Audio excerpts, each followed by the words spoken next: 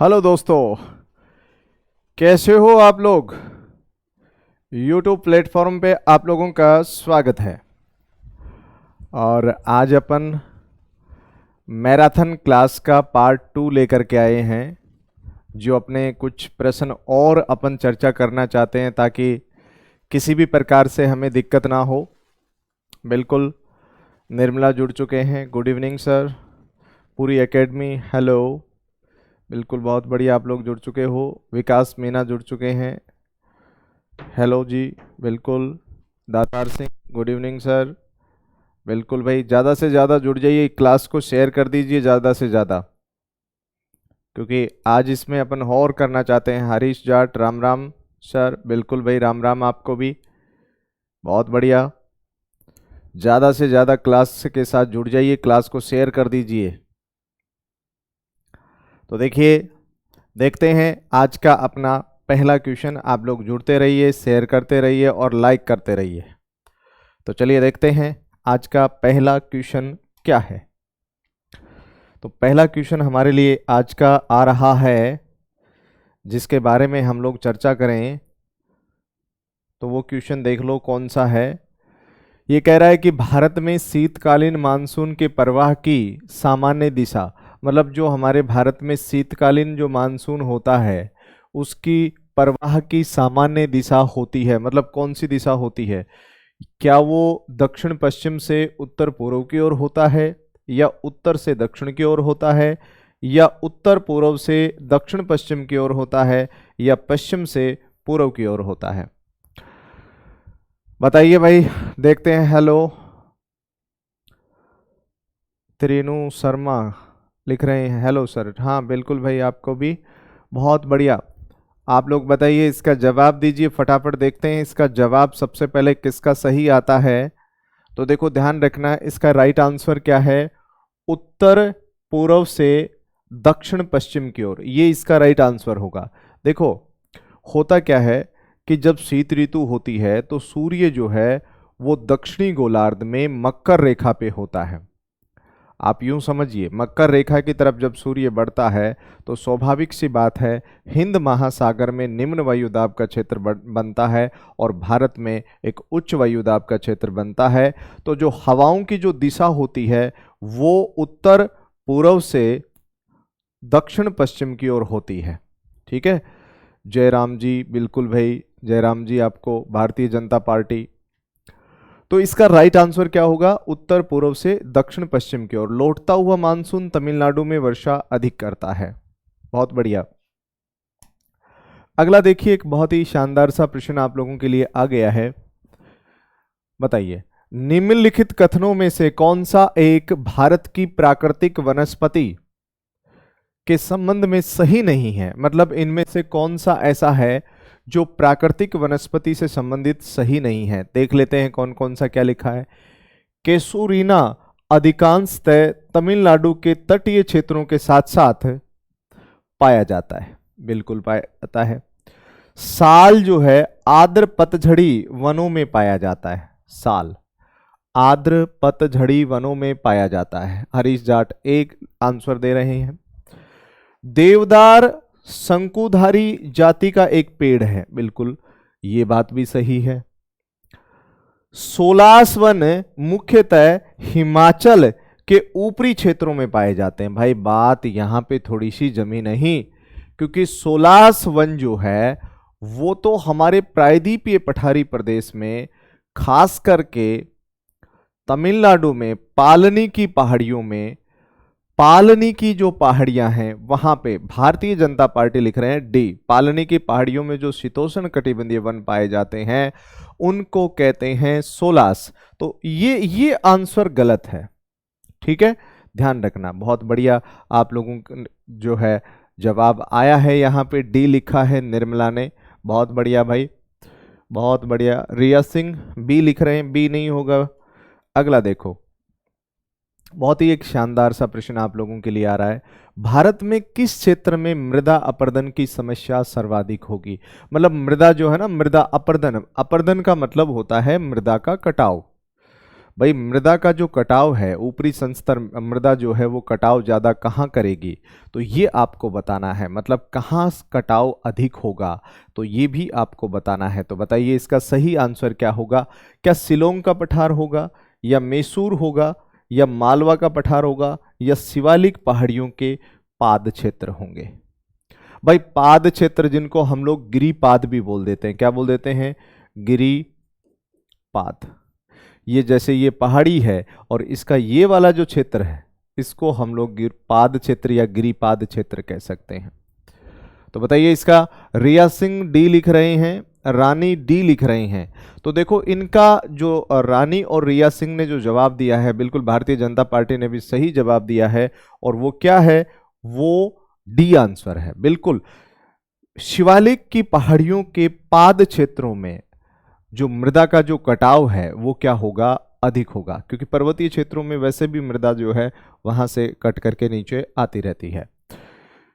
अगर मैं अगले प्रश्न की बात करूं कि भारत में सोयाबीन का, मतलब सोयाबीन का अग्रणी उत्पादक राज्य कौन सा है?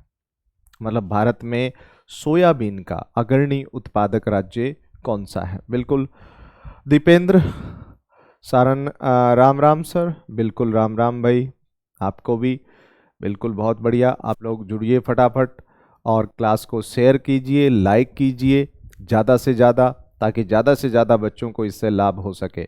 देखो पहली बात तो यह है कि सोयाबीन अग्रणी उत्पादक राज्य कौन सा है? क्या तमिलनाडु, उड़ीसा है, तमिलनाडु है, मध्य प्रदेश है, या बिहार है? तो देखो सोयाबीन की अगर बात करोगे, निर्मला ने लिखा है सी, बिल्कुल सही आंसर है, मध्य प्रदेश इसका राइट आंसर है। तो सोयाबीन देखो विशेष रूप से हम लोग कह सकते हैं कि भाई जो है वो मध्य प्रदेश में सर्वाधिक होती है। ठीक है। दूसरा देखो अगर मैं बात करूं यहाँ पे जादूगुड़ा, बड़ा शानदार सा प्रश्न है, बहुत बार परीक्षाओं में पूछा जाता है।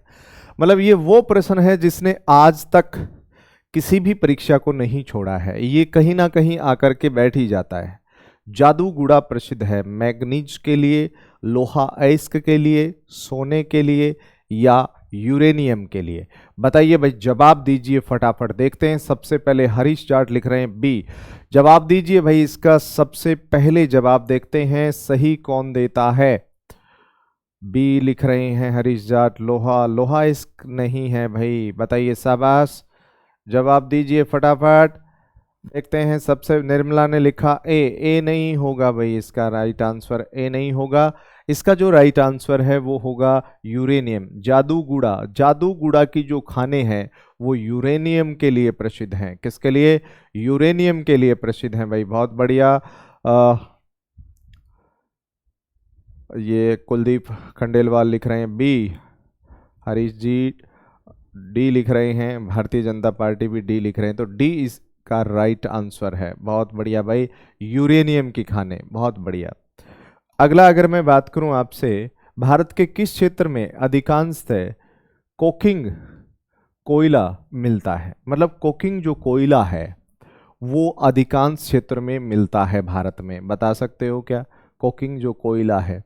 तो देखो पहली बात तो ये है कि ये तेलंगाना, असम, छोटा नागपुर का पठार, क्या ये यहां मिलता है? क्या ये तमिलनाडु में मिलता है, या असम में मिलता है, या छोटा नागपुर के पठार में मिलता है? बता दीजिए क्या होगा इसका सही आंसर। देखते हैं सबसे पहले किसका आंसर। बिल्कुल मन्ना जी आ गए हैं, जय माता दी की सर, बिल्कुल भाई आपको भी जय माता की, बहुत बढ़िया। आप लोग जो है जुड़ रहे हैं, बिल्कुल योगेंद्र सिंह राठौड़ आ गए हैं, गुड इवनिंग सर, बिल्कुल आपको भी गुड इवनिंग। तो देखिए यहाँ से मैं अगर बात करूँ इसकी सही आंसर की, तो आप एक पेटी है भारत में जिसको कहते हैं लोहा इस्पात पेटी, खास करके जिसको हम लोग छोटा नागपुर का पठार पेटी कहते हैं। तो ध्यान रखना, बिंटू सिंह ए लिख रहे हैं, ए नहीं होगा भाई, इसका राइट आंसर होगा छोटा नागपुर का पठार। कौन सा होगा? छोटा नागपुर का पठार इसका राइट आंसर होगा। ठीक है, तो जिसने भी इसका आंसर डी किया है वो बिल्कुल सही है। अगला प्रश्न, निम्नलिखित में से कौन सा एक उद्योग भारत के लिए सबसे अधिक विदेशी मुद्रा कमाता है? मतलब आप ये बताइए मुझे, सर्वाधिक विदेशी मुद्रा हम लोग कौन से किससे कमाते हैं? जूट से कमाते हैं, चाय से कमाते हैं, लोहे से कमाते हैं, या चीनी से कमाते हैं? बताइए। देखते हैं सबसे पहले इसका जवाब कौन देता है। बहुत शानदार सा प्रश्न है ये। मतलब निम्नलिखित में से कौन सा एक उद्योग भारत के लिए सबसे अधिक विदेशी मुद्रा अर्जित करता है? बताइए, शाबाश। देखिए, अगर मैं बात करूं यहां से, तो यहां क्या है, ये चाय जो है, चाय सर्वाधिक विदेशी मुद्रा अर्जित करती है। भारत में अगर बात करें, दार्जिलिंग, कौन सी बताओ? दार्जिलिंग। ये जो दार्जिलिंग की चाय है पश्चिमी बंगाल में, कहाँ है दार्जिलिंग? पश्चिमी बंगाल में है। अगर मैं यहाँ पे बात करूँ दार्जिलिंग की, तो दार्जिलिंग कहाँ पे है? तो दार्जिलिंग जो है वो पश्चिमी बंगाल में है ना। ये फेमस है। हालांकि भारत में सबसे पहले चाय का जो पौधा लगाया गया था, तो वो पौधा कहाँ लगाया गया था? तो वो ब्रह्मपुत्र घाटी। कौन सी? ब्रह्मपुत्र घाटी। कौन सी घाटी बताओ? ब्रह्मपुत्र घाटी। और ये कहाँ पे है? असम, है ना। कहाँ पे है? असम। और आज भारत में सर्वाधिक चाय का उत्पादन कौन करता है? वो असम करता है। भारत चाय का विश्व में सबसे बड़ा उपभोक्ता है। क्या है? उपभोक्ता है। और उपभोक्ता के साथ साथ भारत जो है वो विश्व में सर्वाधिक चाय का उत्पादन भी करता है। लेकिन चाय का सर्वाधिक जो निर्यात है, निर्यात जो है वो करता है कौन? श्रीलंका। कौन करता है? श्रीलंका करता है। भारत में चाय का पौधा कब लगाया गया था? तो 1840 ईस्वी में लगाया गया था अंग्रेजों के द्वारा। ठीक है, तो ये भी आप लोग ध्यान में रख सकते हो। बिल्कुल, दार्जिलिंग की जो चाय है वो लगभग 50,000 रुपये किलो के भाव ये हमें देखने को मिल जाती है। तो बिल्कुल आप लोग कह सकते हो भाई आपने लिखा है। दूसरी बात आप एक और समझ सकते हो कि भारत की जो चाय होती है वो काली चाय होती है। कैसी होती है? काली। और हरी चाय जो है वो चीन की होती है। मतलब चीन की जो चाय है वो कैसी है? हरी होती है। और जो एक होती है उलांग चाय, उलांग चाय जो है वो किसकी है? वो ताइवान की है। और चाय क्या है? एक बागवानी, बागवानी फसल है। कैसी फसल है बताओ? बागवानी। ठीक है, तो चाय के लिए हम लोग कह सकते हैं कि भारत विश्व में चाय का सबसे बड़ा उत्पादक है और उसके साथ साथ सबसे बड़ा उपभोक्ता भी है। और यूं समझिए सर्वाधिक निर्यात करता है कौन? श्रीलंका। तो ये बड़ी बात है ना। और ये जो जीआई टैग मिला हुआ है किसको? दार्जिलिंग की चाय को। ये भी हम लोग कह सकते हैं। तो कहने का मतलब बड़ा सीधा सा है, जो चाय है वो हमें विदेशी मुद्रा अर्जित करके देती है। ठीक है, भारत में देखो एक बहुत ही बढ़िया सा प्रश्न आ गया कि भारत में कौन सी जनगणना वर्ष जनसांख्यिकी विभाजन का वर्ष कहा जाता है? मतलब जननांकी विभाजन का वर्ष कहा जाता है। क्या 1991 को कहते हैं, या 1951 को कहते हैं, या 1931 को कहते हैं, या 1921 को कहते हैं? बताइए भाई, जवाब दीजिए। देखते हैं सबसे पहले इसमें किसका जवाब आता है। मुझे आप लोगों के जवाब रहेगा इस क्वेश्चन का, क्योंकि ये क्वेश्चन आमतौर पर विद्यार्थी पढ़ते हैं और मैंने भी कई बार बच्चों को क्लास में बताया है इस क्वेश्चन को। जब जनसंख्या वाला टॉपिक पढ़ाते हैं तो उसमें बताते हैं भारतीय जनता पार्टी डी लिख रहे हैं। तो देखिए बिल्कुल इसका राइट आंसर क्या है? वो डी ही होगा, 1921। क्योंकि देखिए 1911 से लेकर के अगर 1921 की बात करें तो ये वो जननांकीय विभाजन वर्ष था जिसमें एकमात्र मतलब ऋणात्मक, ऋणात्मक मतलब जनगणना हमारी जनसंख्या कैसी रही थी? ऋणात्मक रही थी 1921 में। 1921 में अगर मैं बात करूं, लगभग अगर देखें तो 25.21 करोड़ से हमारी जो जनसंख्या थी वो घट करके जो है 25.13 करोड़ हो गई थी। कितनी हो गई थी भाई? 25.21 करोड़ से घटकर कितनी हो गई थी? 25.13 मैं बात करूं तो 13 करोड़ हो गई थी। तो आप सोचिए ये जो डिफरेंस था वो यहाँ पे देखने को मिला था। एक तो प्रथम विश्व युद्ध था और उसके बाद में प्रथम विश्व युद्ध के साथ साथ यहाँ पे महामारी फैली थी और जिसकी वजह से ऐसी स्थिति हमारे सामने आ गई थी। तो इसलिए ध्यान रखना इसका राइट आंसर क्या होगा 1921। हालांकि उसके बाद में भारत में कभी भी जनसंख्या ऋणात्मक नहीं रही क्योंकि भारतीयों ने कभी भी ऐसा मौका नहीं दिया। ये बहुत बड़ी बात है। ठीक है, तो इसका डी आंसर होगा। 1951 वाला दूसरा जननांकीय विभाजन काल था, 1951 का दूसरा। ठीक है, अगला प्रश्न देखो, कोंकण रेल मार्ग किन किन राज्यों से होकर गुजरता है? भाई बिल्कुल आप लोगों ने बड़ा शानदार सा प्रश्न है। कोंकण रेलवे मार्ग किन किन राज्यों से होकर गुजरती है बताइए। क्या वो गुजरात से, महाराष्ट्र या गोवा, या महाराष्ट्र से गोवा, कर्नाटक या केरल, केरल या तमिलनाडु, या उपरोक्त सभी? बता दीजिए भाई फटाफट इसका आंसर क्या होगा। देखते हैं इसका आंसर कौन देता है सबसे पहले। किसका आंसर इसमें आता है? बी लिख रहे हैं निर्मला। तो भाई देखो बिल्कुल रोहा से मैंगलोर के बीच में हमने बताया। तो एक चीज ध्यान रखना इसमें, ये जो है वो कहाँ तक रहेगा? महाराष्ट्र, गोवा, कर्नाटक, केरल। तो इसका राइट आंसर क्या हो जाएगा? बी हो जाएगा। अगला देखो, भारत में अनुसूचित जनजातियों की सर्वाधिक जनसंख्या पाई जाती है। मतलब अनुसूचित जनजातियां मतलब सर्वाधिक कहाँ पाई जाती हैं भारत में?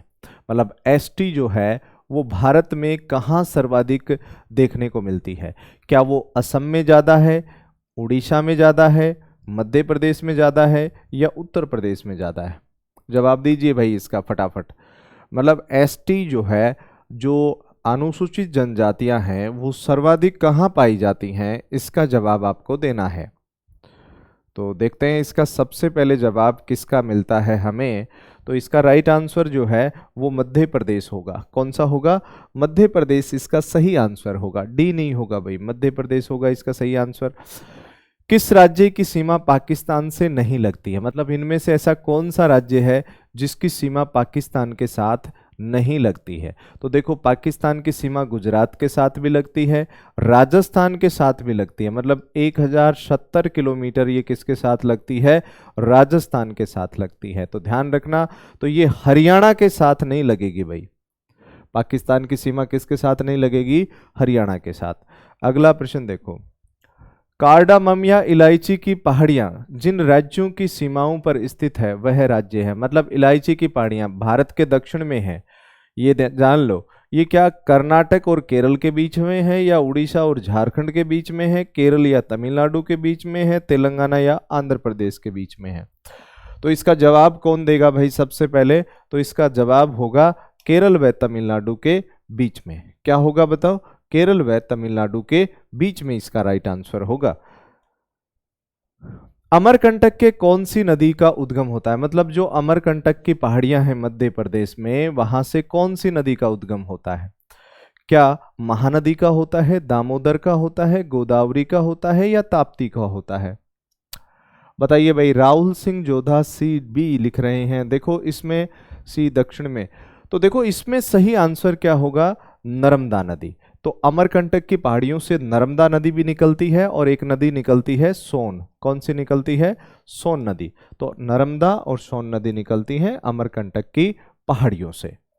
उसके बाद में भारत के किस भाग में सर्वाधिक दैनिक तापांतर पाया जाता है? मतलब दैनिक तापांतर दिन का। देखो अगर हम लोग यहाँ पे बात करें पश्चिमी घाट या पूर्वी घाट या अंडमान निकोबार तो पश्चिमी घाट तो वैसे नहीं होगा, पूर्वी घाट भी नहीं होगा, अंडमान निकोबार भी नहीं होगा। तो राजस्थान में क्या होता है कि जब हम सुबह उठते हैं ना, राजस्थान में सुबह, मैं मई जून के तापमान की बात कर रहा हूं, एक बार ये समझ लीजिए, मई जून जब हम सुबह उठते हैं तो तापमान 14 डिग्री सेल्सियस से 17 डिग्री सेल्सियस होता है हमारे राजस्थान में। जब दोपहर का समय होता है, दोपहर का जो समय होता है, उस समय तापमान पहुंच जाता है 36 डिग्री सेल्सियस।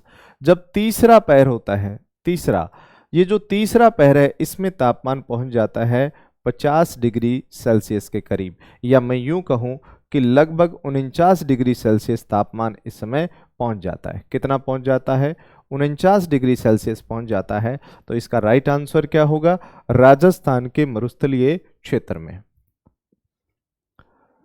जोहिला भी तो निकलती है अमरकंटक से, जोहिला, हाँ हो सकता है भाई, बिल्कुल।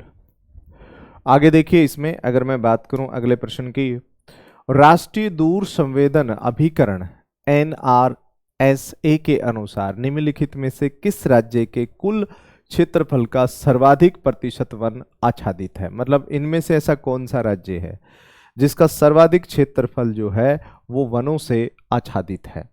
जवाब दीजिए इसका। क्या ये अरुणाचल प्रदेश होगा, हिमाचल होगा, मेघालय होगा या सिक्किम होगा? सही जवाब इसका क्या होगा? तो देखो, इसका सही जवाब होगा अरुणाचल प्रदेश। क्या होगा इसका सही जवाब? इसका सही जवाब जो है वो अरुणाचल प्रदेश होगा। तो ये भी आपको ध्यान में रखना है। बहुत बढ़िया सा जवाब। अगला प्रश्न अगर मैं बात करूं,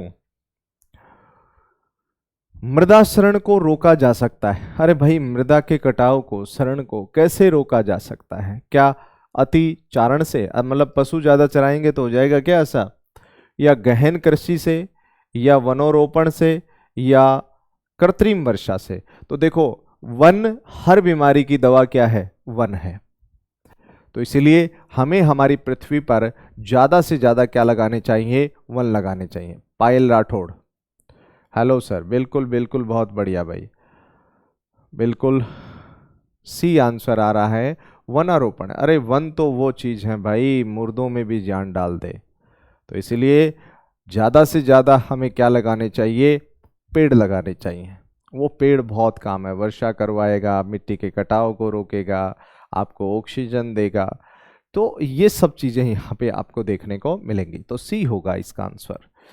अगला प्रश्न देखो, निम्नलिखित में से असत्य कथन को छाटिए। भाई असत्य कथन को छाटो रे, छाटो भाई। देखो क्या होगा इसका असत्य कथन? भारत में सरसों का सबसे बड़ा उत्पादक राज्य क्या राजस्थान है? बिल्कुल सही है। अरे राजस्थान है सरसों का सबसे बड़ा उत्पादक।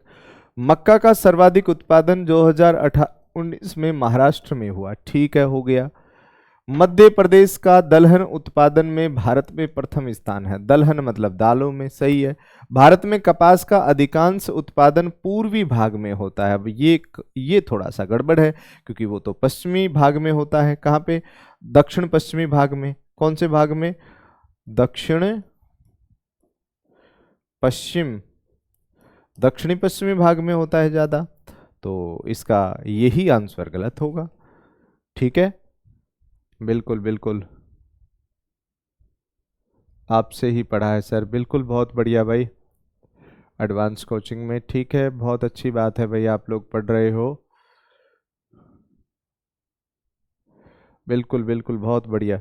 आगे देखो, निम्नलिखित में से कौन सा भारत में सबसे बड़ा कोयला क्षेत्र है? मतलब कोयला क्षेत्र कौन सा है सबसे बड़ा इसमें? तो बताइए, इसमें क्या रानीगंज है, झरिया है, बोकारो है, या गिरिडीह है? तो देखो, इसका सही आंसर क्या होगा? सरिता चौधरी बी लिख रहे हैं। इसका सही आंसर रानीगंज होगा। हालांकि झरिया में भी कोयला मिलता है, लेकिन इसका सही आंसर क्या होगा? रानीगंज होगा। अगला प्रश्न देखो, कौन सा कोयला क्षेत्र महानदी घाटी में स्थित है? मतलब महानदी घाटी में कौन सा कोयला क्षेत्र है? जो महानदी है, खास करके ओडिशा वाले क्षेत्र में बहती है, और इस नदी के ऊपर भारत का सबसे लंबा बांध हीराकुंड बांध बना हुआ है। तो वो नदी है महानदी। तो महानदी के ऊपर बिल्कुल राहुल सिंह जोधा ने बिल्कुल बढ़िया जवाब दिया है। इसका तलचर होगा। बहुत बढ़िया जवाब दिया है भाई। क्या होगा? तलचर इसका राइट आंसर होगा। बहुत बढ़िया। निम्नलिखित में से सीमेंट निर्माण के लिए कौन सा कच्चा माल चाहिए? मतलब सीमेंट के निर्माण के लिए कौन सा कच्चा माल चाहिए भाई? सागरीय जीवों के खील, अवशेष हो सकते हैं। चूना पत्थर चाहिए क्या? बिल्कुल चाहिए। स्टील प्लांट से धातु की मैल, बिल्कुल चाहिए। तो ये सब चीजें मिल जाएंगी तो उपरोक्त सही हो जाएगा, उपरोक्त सही हो जाएगा इसका राइट आंसर। तो बहुत बढ़िया, तो आप लोग इसका जवाब आप लोग दे रहे हो, आप लोग देते रहिए। अगला प्रश्न देखो, 2011 की जनगणना के अनुसार भारत का बाल लिंग अनुपात, अरे बाल लिंग अनुपात 0 से 6 कितना है बताइए। 0 से 6 लिंग अनुपात कितना है? क्या 940, 943 या 919 या 906? तो 919। 943 तो लिंगानुपात है, जिसमें हम लोग कहते हैं 1000 पुरुषों पर महिलाओं की। बिल्कुल कृष्णा शर्मा, वर्ल्ड ज्योग्राफी भी करवाओ सर प्लीज। वर्ल्ड ज्योग्राफी चल रही है भाई, ये मैराथन क्लास है अपनी। कृष्णा शर्मा बिल्कुल अपनी ये मैराथन क्लास चल रही है, ये क्लास आज अपन कंप्लीट कर लेंगे तो अपनी वर्ल्ड ज्योग्राफी की क्लासें यथावत चलती रहेंगी। वर्ल्ड ज्योग्राफी की क्लास अपनी रेगुलर होती है, वो होती रहेगी। ये 2 दिन अपने जैसे संडे और ये जो आज का जो समय है, आज का दिन है, तो ये 2 क्लासें ये मुझे करनी थी, तो इसमें कोई दिक्कत नहीं है। वर्ल्ड ज्योग्राफी चलेगी, पूरी करवाऊंगा कंप्लीट, एक एक टॉपिक वर्ल्ड ज्योग्राफी का करने वाले हैं। और आप लोग अगर वर्ल्ड ज्योग्राफी को पढ़ लोगे उसको, तो कोई भी किसी भी परीक्षा में किसी भी प्रकार से कोई भी प्रश्न आपका गलत नहीं होगा, ठीक है ना।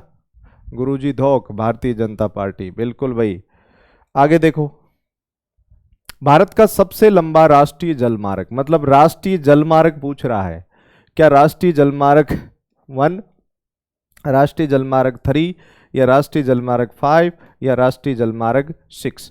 तो देखो, इसका अगर मैं जवाब देना चाहूं या आप लोग इसका जवाब देना चाहो, तो राष्ट्रीय जलमार्ग 1 जो है वो सबसे लंबा माना जाता है, ठीक है ना। राष्ट्रीय जलमार्ग 1 को सबसे लंबा माना जाता है, तो ये भी आपको ध्यान में रख लेना।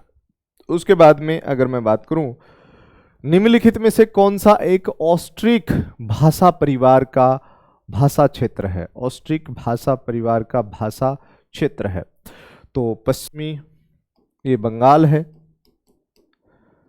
तो बताइए, क्या असम, नागालैंड, मिजोरम, बिहार, उड़ीसा, पश्चिमी बंगाल, कर्नाटक, केरल, तमिलनाडु, पंजाब, हरियाणा? देखो, इसका सही आंसर होगा बिहार, उड़ीसा और पश्चिमी बंगाल। कौन सा होगा? बिहार, उड़ीसा और पश्चिमी बंगाल, ये होगा भाई इसका सही आंसर है। संतोषी व्लॉग ए लिख रहे हैं। अगला, निम्नलिखित से वह क्षेत्र कौन सा है जिसकी सीमा अरुणाचल प्रदेश से नहीं लगती है? मतलब अरुणाचल प्रदेश से कौन से किसकी सीमा नहीं लगती? क्या नागालैंड की नहीं लगती, भूटान की नहीं लगती क्या, मणिपुर की नहीं लगती क्या, असम की नहीं लगती क्या? तो देखो ध्यान रखना, किसकी नहीं लगती, तो ये नहीं लगेगी, मणिपुर की नहीं लगेगी भाई। अरुणाचल प्रदेश के साथ मणिपुर की। सीमा कुमारी, गुड इवनिंग सर। बिल्कुल भाई, सीमा कुमारी को गुड इवनिंग। बिल्कुल आप लोग इस क्लास का आनंद लीजिए, क्लास को लाइक और शेयर अवश्य कर दीजिए, और अगर जिसने चैनल सब्सक्राइब नहीं किया है वो चैनल को सब्सक्राइब कर लीजिए, क्योंकि इस चैनल पे बहुत कुछ होने वाला है अभी। तो देखिए यहाँ पे अगर मैं बात करूं अगले प्रश्न की, तो निम्नलिखित में से कौन सी पहाड़ियां राजस्थान के विंध्य पर्वत श्रेणियों का विस्तार है? मतलब राजस्थान में जो विंध्य श्रेणियों का जो प्रसार या विस्तार है, क्या वो गीरवा की पहाड़ियां हैं, है ना?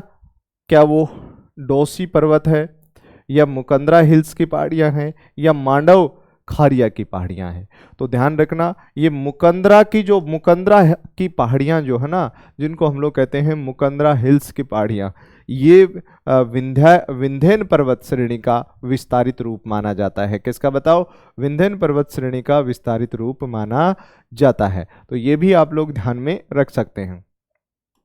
अगला प्रश्न, निम्नलिखित युगों में से कौन सा सुमेलित नहीं है? मतलब इनमें से सुमेलित ढूंढना है। क्या भाई चूलिया जलप्रपात चंबल नदी पे है? क्या शिव समुद्र जलप्रपात जो है वो कावेरी नदी पे है? या जोग जलप्रपात जो है वो कृष्णा नदी पे है? या धुआंधार जलप्रपात जो है वो नर्मदा नदी पे है? बताइए इसका सही आंसर क्या होगा? तो संतोषी ब्लॉग सी, कविता देवी सी, भारतीय जनता पार्टी सी। बिल्कुल बिल्कुल भाई, बहुत बढ़िया जवाब दिया है आप लोगों ने। जोग प्रपात जो है वो कृष्णा नदी पर नहीं है, वो कौन सी नदी पे है बताइए? वो कावेरी नदी पे है। कौन सी नदी पे? कावेरी नदी पे है, तो ये भी ध्यान रखना, बहुत अच्छा प्रश्न है। कोपेन के वर्गीकरण के अनुसार भारत में एएम मतलब AME प्रकार की जलवायु कहां पाई जाती है? मतलब बहुत ही शानदार सा प्रश्न है, जवाब दो इसका। केरल के तटीय या कर्नाटक में, मध्य भारत में, पूर्वी घाट में या द्वीपीय समूह में? तो AME प्रकार की जो जलवायु है कोपेन के वर्गीकरण के अनुसार अगर मैं बात करूं तो इसका राइट आंसर क्या होगा? केरल व तटीय कर्नाटक में। कहां पे? केरल व तटीय कर्नाटक, ये इसका क्या होगा? राइट आंसर होगा। ठीक है, ध्यान रखना इस चीज का। क्या बात है भाई, नींद तो नहीं आ रही है ना किसी को? किसी को नींद तो नहीं आ रही है? हाँ, इतने जल्दी तुम लोग सोने वाले तो कहाँ पे हो? मोबाइल देखते रहते हो, पढ़ते रहते हो, कोई पढ़ता रहता है, कोई मोबाइल देखता रहता है, कोई चैटिंग करता रहता है, सब चलता रहता है, मतलब सोते कोई नहीं है। क्लास आप देखते रहो, क्योंकि क्या पता कौन सा प्रश्न कहाँ पे आ जाए और एक प्रश्न आपकी जिंदगी बदल दे। ठीक है ना भाई? 1 मिनट का मैं तो उस व्यक्ति से पूछो जिसकी ट्रेन छूट गई 1 मिनट पहले। हरी जाट नहीं, नहीं आ रही है, बहुत बढ़िया भाई, नहीं आ रही है तो बहुत बढ़िया, इसका राइट आंसर आपको पता चल गया। अगला देखो, वृक्ष आच्छादित क्षेत्र सर्वाधिक है, मतलब वृक्ष आच्छादित क्षेत्र सर्वाधिक है, तो आच्छादित क्षेत्र क्या उत्तरी मैदान में ज्यादा वृक्ष हैं या पूर्वी दक्कन? इसको ऐसे भी पढ़ सकते हो ना, दक्कन, पूर्वी दक्कन में, या पश्चिमी तटी में या पूर्वी तट पे? बताइए, देखिए इसका सही जवाब दीजिए, क्या होगा इसका सही जवाब? डिनर टाइम है अभी, कोई बात नहीं भाई सीमा, डिनर कर लो आप, है ना, साथ साथ क्लास को देखते रहो और डिनर भी करते रहो। ठीक है ना? हाँ, डिनर कर सकते हो, कोई दिक्कत नहीं है। देखो इसका सही आंसर होगा पूर्वी डेक्कन में। कौन सा होगा? पूर्वी डेक्कन में होगा, जो कि आपको ध्यान में रख लेना है। आगे देखिए, अगर मैं बात करूं तो ये क्या है? निम्नलिखित में से कौन सा मृदा में नाइट्रोजन को बढ़ाता है? मतलब मृदा में नाइट्रोजन कौन बढ़ाता है? जो हमारी मृदा होती है, अगर उसमें नाइट्रोजन होता है तो वो मृदा क्या मानी जाएगी? अच्छी। तो कौन बढ़ाता है बताइए?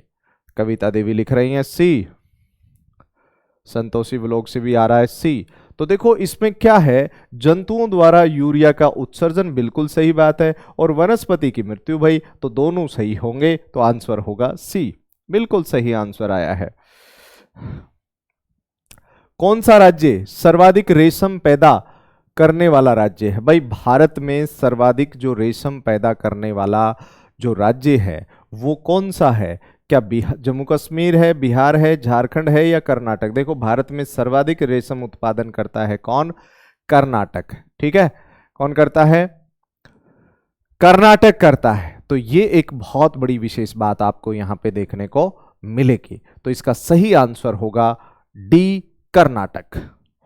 अगला देखिए, निम्नलिखित में से किसमें सिंगरौली कोयला खाने स्थित है? मतलब सिंगरौली, ये सिंगरौली कोयला खाने स्थित है, तो ध्यान रखना, क्या दामोदर घाटी, महानदी घाटी, ये जो है ना वो सोन घाटी।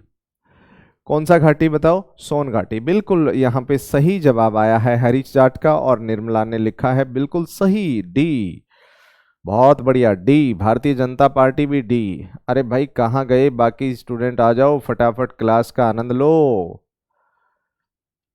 अब छुपने का समय चला गया है।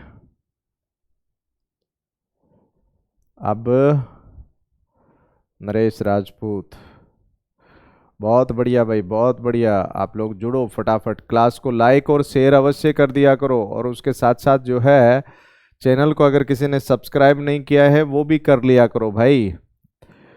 तो राइट आंसर आ गया इसका। अगला देखो, निम्नलिखित में से कौन सा एक गैर परंपरागत ऊर्जा स्रोत में सम्मिलित नहीं है? मतलब गैर परंपरागत है ना, एक तो होता है परंपरागत और एक होता है गैर परंपरागत। परंपरागत वो होता है जिसका एक बार प्रयोग अपन कर ले तो दोबारा नहीं कर सकते, बार बार प्रयोग उसका नहीं हो सकता, और गैर परंपरागत वो होता है एक बार प्रयोग करने के बाद में दोबारा किया जा सकता है क्या? बाकी पाकिस्तान गए सर, पाकिस्तान में क्या भाई ऐसा, पाकिस्तान से तो लोग आ रहे हैं और ये जा रहे हैं पाकिस्तान में, तो पाकिस्तान जाने की आवश्यकता नहीं है भाई, यहीं पे बहुत कुछ है हिंदुस्तान में, हिंदुस्तान में ही रहो। डी डी देखो कोयला, बिल्कुल भाई, बहुत बढ़िया जवाब दिया है आप लोगों ने, बहुत बढ़िया बहुत बढ़िया।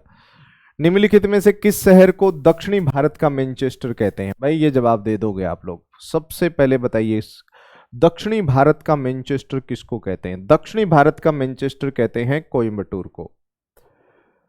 ओके गुड नाइट सर, क्या बात है, सो रहे हो भाई, ठीक है कोई दिक्कत नहीं है। तो देखो इसमें अगर हम लोग बात करें तो देखिए यहां पे अगर मैं बात करूं तो भारत का मैनचेस्टर बोलते हैं अहमदाबाद को, भारत का मैनचेस्टर किसको कहते हैं? अहमदाबाद को कहते हैं। और ध्यान रखना उत्तरी भारत का मैनचेस्टर कानपुर को कहा जाता है, किसको कहा जाता है? कानपुर को। तो इसका राइट आंसर कोयम्बटूर होगा, बहुत बढ़िया। भारत की जनगणना 2011 के अनुसार भारत की दशकीय वृद्धि दर कितनी रहे? वो दशकीय वृद्धि दर बता दो भाई, कितनी रही? क्या 17.7, 21.34, 20.6 या 16.02? बताइए भाई दशकीय वृद्धि दर कितनी रही, मतलब साल में, 10 साल में कितनी दशकीय वृद्धि दर रही हमारी? जवाब दीजिए। सरिता चौधरी लिख रही है बी, कविता भी लिख रही हैं बी, भारत की बतानी है भाई। इसका सही आंसर है 17.7%, ए इसका सही आंसर होगा। बिल्कुल विकास डाबला लिख रहे हैं बिल्कुल ए उनका सही आंसर है। अगला देखो, राष्ट्रीय जलमार्ग एक जोड़ता है, मतलब जो राष्ट्रीय हमारा जलमार्ग है ना वो एक जोड़ता है, किसको किससे जोड़ता है? क्या वो कोल्लम को कोटापुरम से जोड़ता है, या इलाहाबाद को हल्दिया से जोड़ता है, या काकीनाडा को पुडुचेरी से जोड़ता है, या धुबरी को सदिया से जोड़ता है? बताइए शाबाश। राहुल सिंह जोधा ए लिख रहे हैं, बताइए शाबाश। ए नहीं होगा भाई इसका। देखो ये जो राष्ट्रीय जलमार्ग एक है ना ये गंगा नदी में है, तो ये इलाहाबाद से, इलाहाबाद का नाम अब प्रयागराज हो गया है, इलाहाबाद से हल्दिया तक है, ठीक है। अगला, गद्दी जनजाति का मुख्य व्यवसाय क्या है? मतलब ये जो गद्दी एक जनजाति है इसका मुख्य व्यवसाय क्या है? तो ये क्या होते हैं भाई? ये होते हैं चलवासी पशुचारण, मतलब चलवासी पशुचारण होते हैं, अपने पशुओं को चराते हैं एक स्थान से दूसरे स्थान पे, तो इसलिए इनको कहते हैं चलवासी। दातार सिंह 1919 आ। अगला, निम्नलिखित राज्यों में से कौन सा राज्य तीनों तरफ से बांग्लादेश से घिरा है? भाई ये तो बहुत इजी सा प्रश्न आ गया, तीन ओर से बांग्लादेश से घिरा हुआ है। कौन घिरा हुआ है तीन ओर से बांग्लादेश? निम्नलिखित राज्यों में से कौन सा राज्य तीनों तरफ से बांग्लादेश से घिरा हुआ है? मतलब तीनों तरफ से बांग्लादेश से घिरा हुआ है क्या कोई राज्य ऐसा इसमें? नागालैंड, भूटान, मणिपुर या असम? तो देखो ये इसमें त्रिपुरा राज्य है, त्रिपुरा, तो त्रिपुरा इसमें ऑप्शन में ही नहीं है, तो इसका मतलब भाई क्वेश्चन को आगे देखो। निम्नलिखित में से कौन सी पर्वतीय चोटी पूर्वी घाट में अवस्थित नहीं है? मतलब पूर्वी घाट में कौन सी अवस्थित नहीं है?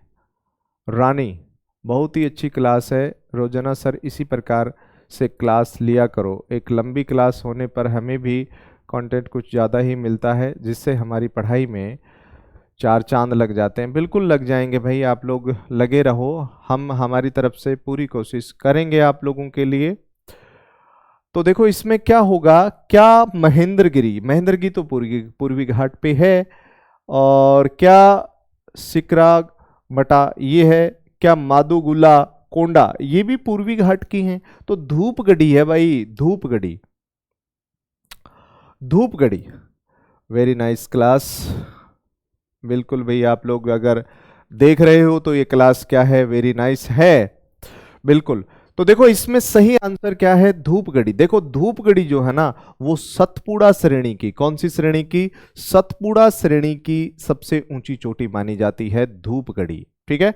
सतपुड़ा श्रेणी की सबसे ऊंची चोटी मानी जाती है धूपगढ़ी, और कहते हैं ये धूपगढ़ी जो है वो महादेव पर्वत श्रेणी में है। धूपगढ़ी मतलब सतपुड़ा श्रेणी की एक महादेव श्रेणी जो है उसमें ये धूपगढ़ी चोटी देखने को मिलती है। और विशेष रूप से हम लोग कह सकते हैं याद रखने के लिए, सत ही शिव है और शिव ही महादेव है, महादेव ही महाकाल है, और महाकाल को प्रसन्न करने के लिए उनकी की जाती है धूप बत्ती, तो इसलिए ये हो गई धूपगढ़ी। ठीक है, तो इसका राइट आंसर धूपगढ़ी। अगला देखो, कयाल क्या है? बहुत अच्छा प्रश्न है। कयाल, कयाल क्या है? त्रिपुरा राज्य है सर, साइज टाइप मिस्टेक हो गया। हाँ बिल्कुल भाई, ऐसा ही हुआ है।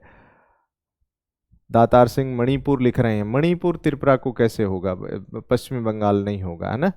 तो देखो, गंगा का डेल्टा, तराई मैदान, ढक्कन का पठार की रेगुर या केरल की लेंगुन, बताइए सही आंसर इसका क्या होगा। तो देखो, केरल में जो लेंगुन झीलें हैं ना, कौन सी? लेंगुन। केरल में जो लेंगुन झीलें हैं, उन लेंगुन झीलों को ही क्या कहा जाता है? कयाल कहा जाता है। ये कयाल कहाँ कहते हैं इसको? कयाल कहते हैं केरल में। कहाँ कहते हैं बताओ? केरल में कहते हैं। तो ये जैसे वेबनाद है, अष्टमुडी झील है, ये केरल में है। अच्छा, तो ये केरल वाला आंसर इसका सही होगा। केरल का लेंगुन, केरल का लेंगुन बताओ भाई क्या है? शीत जलवायु भाग में, टेगा जलवायु प्रदेश में, सवाना जलवायु प्रदेश में, उष्ण मरुस्थलीय भाग में, बताइए। मतलब केरल का लेंगुन उष्ण मरुस्थलीय भाग, ये तो नहीं हो सकता।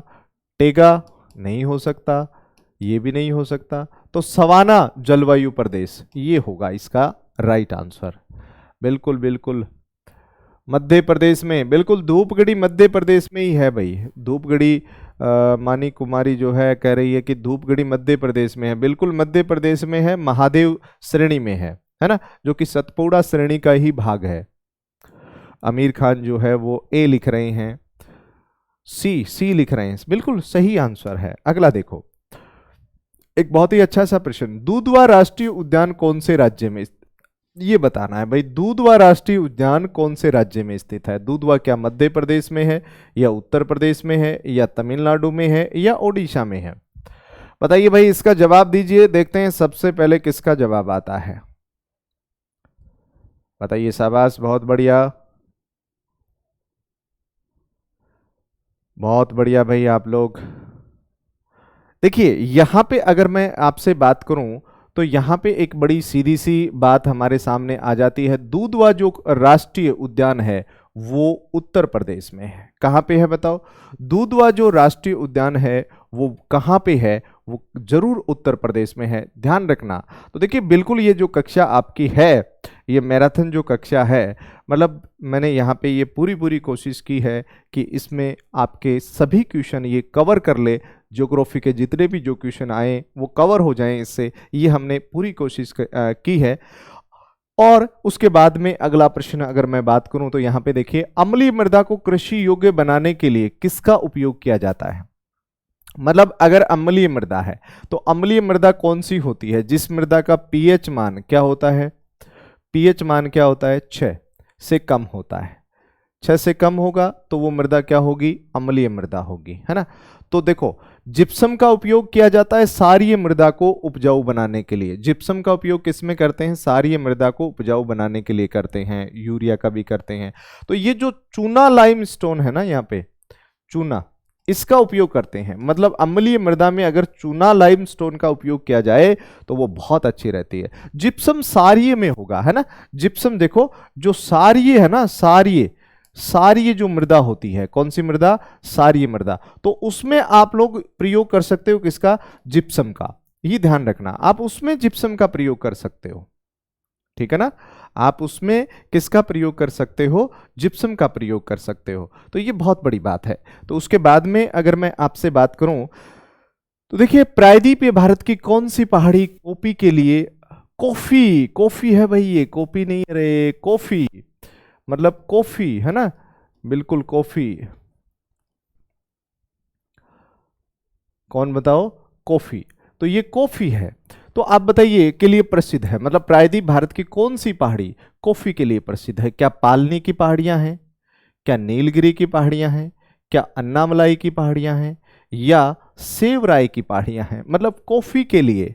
तो कॉफी के लिए अगर, सॉरी सर गलत हो गया, कोई बात नहीं भाई, गलत भी हो सकता है, गलत होंगे तभी सही होंगे, और सही आप लोग करोगे तो भाई क्या मिलेगी, सरकारी नौकरी, रिवार्ड मिलेगा भाई। आजकल सरकारी नौकरी जो है ना वो मोक्ष प्राप्ति से कम नहीं है भाई, बहुत बड़ी उसकी कहने का मतलब एक व्यक्ति जो है ना, वो व्यक्ति जिसके पास सरकारी नौकरी होता है उसका जीवन बड़ा मतलब जीवन चाहे उसका जैसा भी हो, लेकिन ये जो समाज है ये उसका बड़ा ही आदर सम्मान से उसको देखता है। तो पैसे भी होते हैं, आदर सम्मान भी मिलता है, सब कुछ मिलता है, तो ये एक बड़ी बात है। तो देखो यहां पे अगर मैं बात करूं तो इसमें नीलगिरी, कौन सी, नीलगिरी। हालांकि कर्नाटक में जो बाबा बुदन की पहाड़ियां हैं, कौन सी, बाबा बुदन। देखो बाबा बुदन की पहाड़ियां, या मैं कहूं कुंद्रेमुख की पहाड़ियां, ये कर्नाटक में है। और ये बाबा बुदन की पहाड़ियों में 1640 ईस्वी में सबसे पहले कॉफी का पौधा लगाया था किसने, बाबा बुदन साहब ने सबसे पहले लगाया था कॉफी का पौधा। कहां लगाया था, 1640 में। बाबा बुदन की पहाड़ियां कहां पे हैं, ये कर्नाटक में है, कर्नाटक में, यहां पे इन्होंने कॉफी का पौधा लगाया था। और इस समय देखिए जो मार्च अप्रैल में जो प्री मानसून से यहाँ पे वर्षा होती है ना, उसको यहाँ पे कॉफी वर्षा भी कहते हैं। क्या कहते हैं, कॉफी वर्षा भी कहते हैं। तो ये भी आप लोग ध्यान में रख सकते हो। विश्व में सर्वाधिक कॉफी का उत्पादन करता है ब्राजील। कौन करता है, ब्राजील करता है। ब्राजील विश्व में सर्वाधिक करता है। और ब्राजील में कॉफी के बागानों को बोला जाता है फेजेंडा। क्या बोला जाता है, फेजेंडा बोला जाता है। तो ये भी एक बहुत बड़ी बात है। तो इसका राइट आंसर देखिए, अगर मैं यहां पे बात करूं तो विशेष रूप से बाबा बुदन की पहाड़ियां, इसके अलावा अन्नामलाई की पहाड़ियों में भी कॉफी का उत्पादन होता है। ठीक है, ध्यान रखना। अगला देखो, किस खनिज को काला सोना की संज्ञा दी जाती है, मतलब काला सोना किसको कहते हैं भाई, काला सोना, है ना, ठीक है ना, काला सोना। बताइए शाबाश, कौन से खनिज को कहते हैं काला सोना। मानी कुमारी जो है, अन्नामलाई, पायल राठौड़ सी लिख रहे हैं, दातार सिंह डी लिख रहे हैं, कोयला। हाँ बिल्कुल बिल्कुल, बहुत बढ़िया आंसर, कोयला ही है इसका सही आंसर है। इस समय भारत का सबसे बड़ा वस्त्र उद्योग केंद्र, अरे ये बताना है भाई, वस्त्र उद्योग केंद्र कौन सा है, क्या कानपुर है, अहमदाबाद है, या मुंबई है, या सूरत है।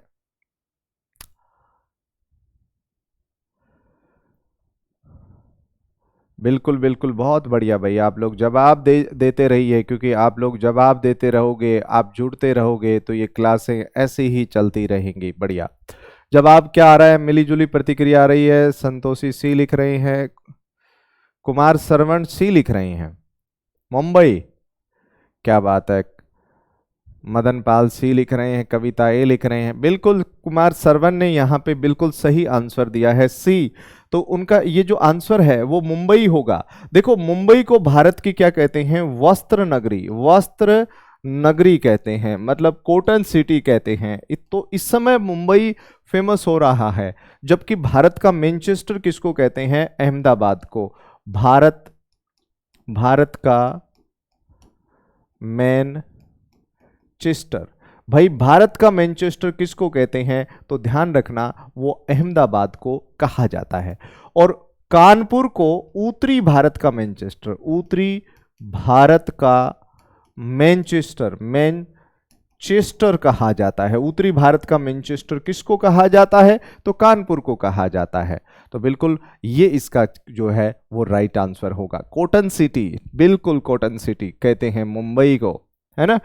तो बिल्कुल भाई, अगला 2011 की जनगणना के अनुसार विश्व की जनसंख्या का कितना प्रतिशत भारत में रहता है, मतलब हमारा जो भारत है वो विश्व की जनसंख्या का कितने प्रतिशत रखता है, 17.5%, 12.5%, 16.8% या 14% करता है। बताइए सही आंसर इसका क्या हो सकता है। देखते हैं इसका सही जवाब सबसे पहले कौन उपलब्ध करवाता है। तो सही आंसर है विश्व की 17.5%। ठीक है, आजकल तो हम दुनिया में नंबर 1 जनसंख्या में। बिल्कुल, मदन पाल ए लिख रहे हैं, बिल्कुल सही आंसर है। भारत में अंतःस्थलीय जलमार्गों के लिए प्रयोग की जाने वाली नदी कौन सी है? मतलब अंतःस्थलीय मतलब भारत के अंदर अंतःस्थलीय जलमार्गों के लिए प्रयोग की जाने वाली नदी कौन सी है? मतलब कौन सी ऐसी नदी है जो कि आप ये कह सकते हो कि वो जल मार्गों के लिए प्रसिद्ध है? बताइए भाई, जल मार्ग अपन कौन सी नदी में ज्यादा कर रहे हैं? बिल्कुल बताइए। क्या लूणी? भाई लूणी में तो कैसे नाव लेकर के जाओगे, मुश्किल है। यमुना में हो सकता है क्या? नहीं, ये भी मुश्किल है। क्या गंगा हो सकता है या कृष्णा हो सकता है? कुमार शर्मन पता नहीं, कोई बात नहीं, पता नहीं तो क्या हुआ, ये लो सी गंगा। सी क्या है? गंगा। रवि डाबला लिख रहे हैं बी। तो देखो इसका जो सही आंसर है वो सी है, गंगा। क्या है बताओ? गंगा है, बिल्कुल। मतलब क्या होता है अंतःस्थलीय? मतलब हमारे देश के अंदर वाले भागों में जो जलीय भाग है, कोई नदी जो है उसमें हम लोग देश के अंदर ही यातायात के लिए उसको यूज करते हैं, जल मार्ग को, वो होता है। अगला, कर्मा त्योहार किस जनजाति की स्त्रियां मनाती हैं? है ना भाई, अच्छा प्रश्न आया। कर्मा कर्मा त्योहार किस जनजाति की स्त्रियां मनाती हैं? मतलब कौन सी जनजाति की स्त्रियां कर्मा त्योहार मनाती हैं? बताइए। क्या भील स्त्रियां मनाती हैं, संथाल मनाती हैं, मीना मनाती हैं या उपयुक्त सभी? बताइए सही आंसर क्या हो सकता है इसका?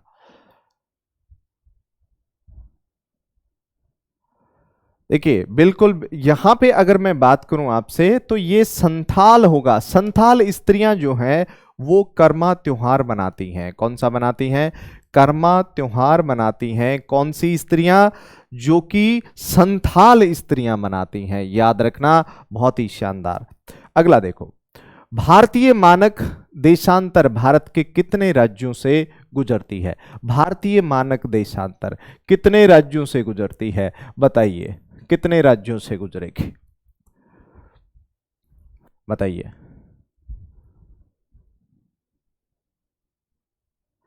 बिल्कुल बिल्कुल बिल्कुल भाई, बहुत बढ़िया। आप लोग क्लास को लाइक और शेयर अवश्य कर दें भाई, सब चैनल को सब्सक्राइब भी कर लें, है ना। क्लास को ज़्यादा से ज़्यादा लाइक करो, शेयर करो भाई, शेयर करो।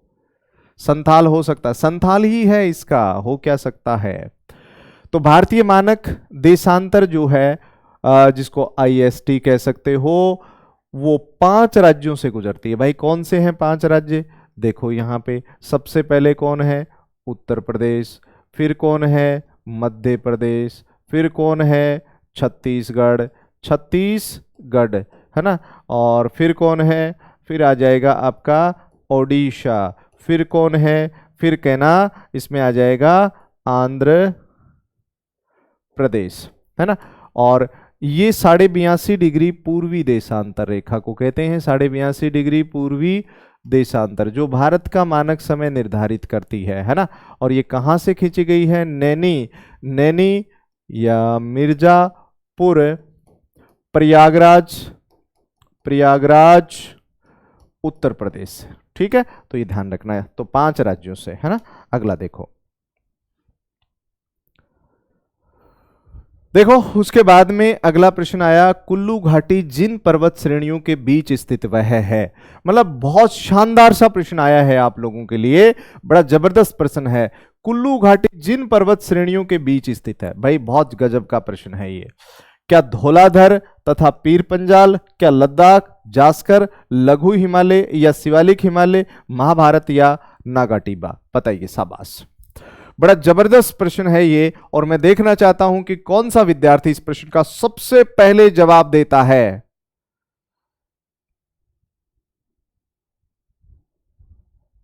बिल्कुल भाई, बिल्कुल बिल्कुल, बहुत बढ़िया भाई रवि, बहुत बढ़िया। क्लास को शेयर करो, शेयर करते हो, आपकी ही क्लास है ये, आप लोग इसको करोगे तो भाई हमें सबको ही फायदा है, इसमें किसी को भी कोई नुकसान नहीं है। तो शेयर कीजिए, लाइक कीजिए और सब्सक्राइब कीजिए। तो बिल्कुल देखो इसका जो राइट आंसर क्या होगा, इसका सही आंसर है धौलाधर तथा पीर पंजाल। देखते हैं किसने दिया है सही जवाब। राहुल सिंह जोधा ने दिया है, सरिता चौधरी ने भी सही जवाब दिया है, थेरेनु शर्मा ए लिख रहे हैं, मदन पाल ए लिख रहे हैं, बिल्कुल किरण आर्या भी ए लिख रहे हैं। बहुत बढ़िया भाई, बिल्कुल आप लोगों ने बहुत शानदार सा जवाब दिया है, धौलाधर तथा पीर पंजाल। तो देखो धौलाधर जो है वो हिमाचल प्रदेश में है, पीर पंजाल जम्मू कश्मीर में है। और जो शिमला है ना, शिमला, शिमला एक ऐसा पर्यटन स्थल जो हिमाचल प्रदेश की राजधानी है, तो शिमला जो है वो धौलाधर श्रेणी पे स्थित है। कहां स्थित है? शिमला धौलाधर श्रेणी पे स्थित है। तो ध्यान रखना भाई, बहुत बढ़िया। लद्दाख जास्कर ट्रांस हिमालय में है। तो ये विशेष प्रश्न आप लोगों के लिए था, बहुत शानदार। सरगोपा जलप्रपात अवस्थित है, मतलब सरगोपा, ये जो सॉरी सरगोपा, यस सर गोपा भी बोल सकते हैं इसको, जलप्रपात अवस्थित है कहां? क्या पूर्वी घाट में है या पश्चिमी घाट में है या विंध्यन पर्वत में है या सतपुड़ा में है? तो सरगोवा कावेरी नदी के ऊपर। तो ये हो गया अपना कहां पे? पश्चिमी घाट। कौन सा होगा? पश्चिमी घाट इसका सही आंसर। देखिए याद करने की ट्रिक यही है कि आप इस चीज को पढ़िए, बार बार रिवीजन कीजिए, याद हो जाएगा, ऐसा कुछ नहीं है। वरना तो ट्रिक अपन जो जब अपनी क्लासें होती हैं, जब अपन पढ़ाते हैं तो वहां पे ट्रिक यूज की जा सकती है। यहाँ अपन क्वेश्चन आंसर पढ़ रहे हैं, जब क्लासें अपनी होंगी, शुरू करेंगे रेगुलर क्लासें, जब भारत का भूगोल पढ़ेंगे तो वहाँ पे हम लोग उन सब का भी यूज करेंगे और भारत के भूगोल को याद भी करेंगे हम लोग कंप्लीट तरीके से। तो किसी को भी किसी भी प्रकार से टेंशन लेने की ज़रूरत नहीं है, और टेंशन लेने से भाई कोई काम होने वाला भी नहीं है, क्योंकि काम तो अपने हिसाब से ही होगा। हम लोग जितना पढ़ेंगे उतना ही ज़्यादा हमारी टेंशनें कम होंगी, सीधी सी बात है। तो ये चीज़ें हैं। अगला देखो,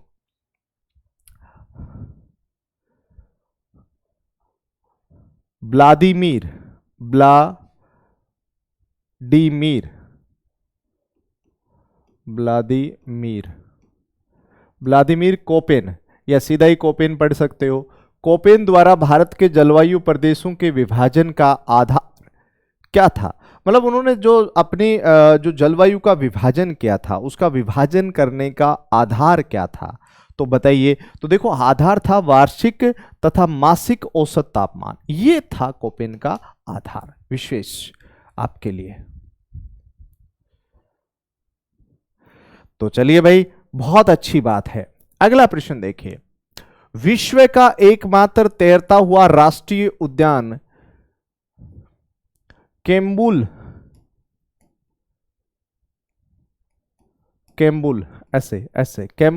लामजाओ कहां पर है? कैम्बुल लामजाओ कहां पे है बताइए। क्या नेपाल में है, या भूटान में है, या मणिपुर में है, या मिजोरम में है?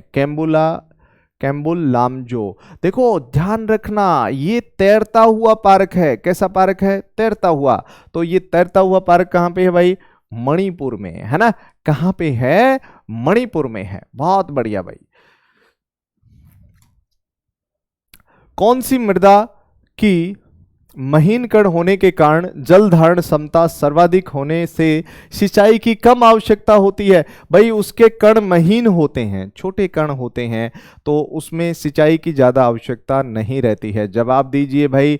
बहुत बढ़िया सा प्रश्न आ गया आप लोगों के लिए। क्या वो मृदा जलोढ़ होती है, काली होती है, लाल होती है, लेटेराइट होती है? तो वो मृदा होती है काली। कौन सी होती है? काली होती है। याद रखना कौन सी।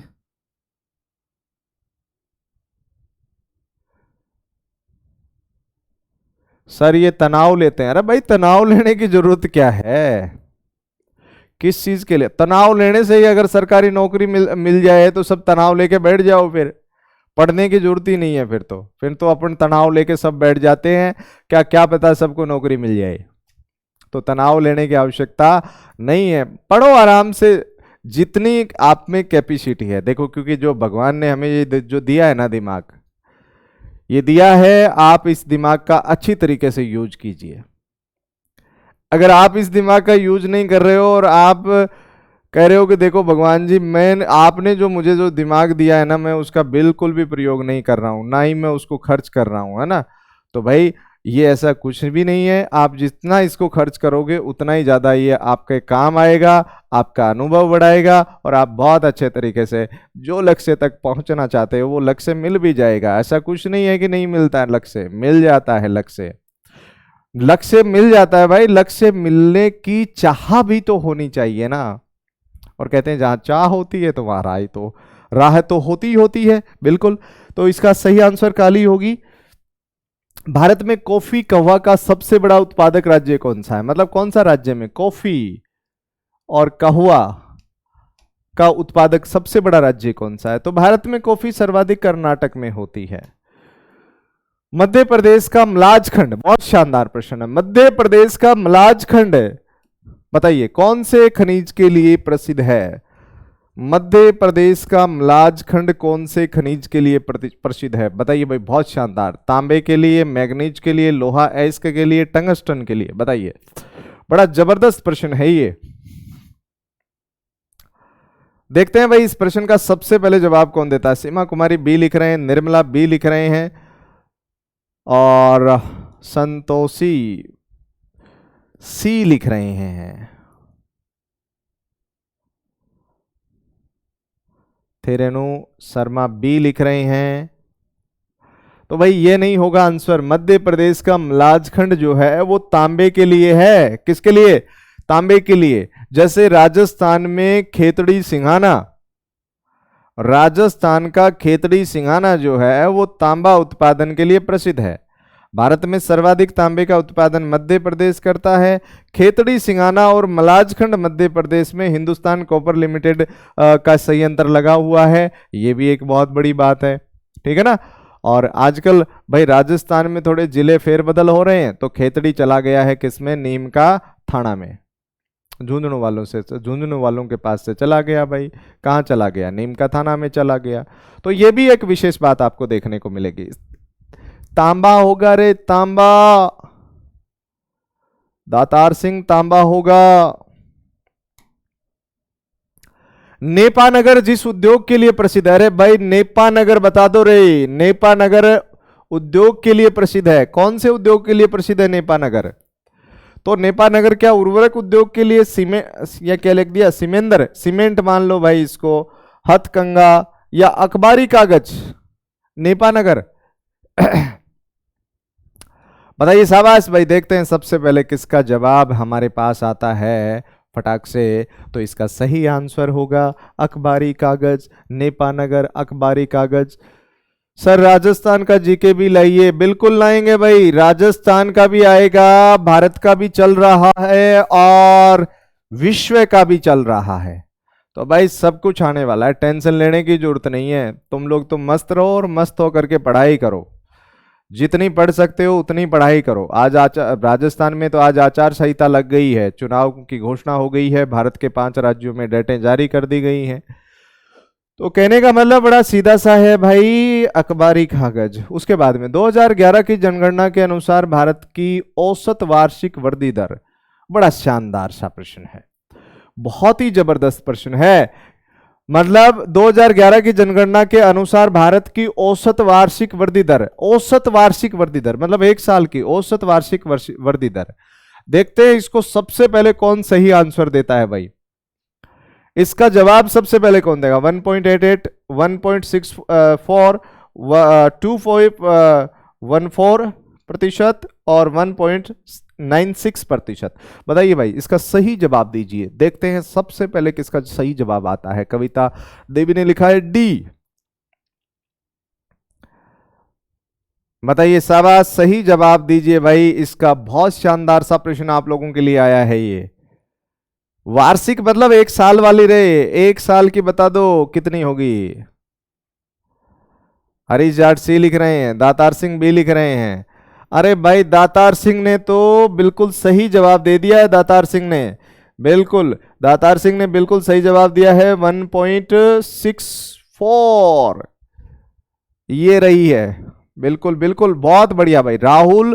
राहुल सिंह जोधा ने भी बिल्कुल सही जवाब दिया है, सीमा कुमारी ने भी सही दिया है, दातार सिंह ने भी सही दिया है और कविता देवी ने भी सही लिखा है। उसके बाद में अगर मैं अगले क्वेश्चन की बात करूं तो निम्नलिखित में से कौन सा बंदरगाह है उड़ीसा के तट पर अवस्थित है। मतलब उड़ीसा के तट पे कौन सा बंदरगाह स्थित है, तो उड़ीसा के तट पे तो भाई कौन सा है, पारादीप है। कौन सा है बोलो, पारादीप है।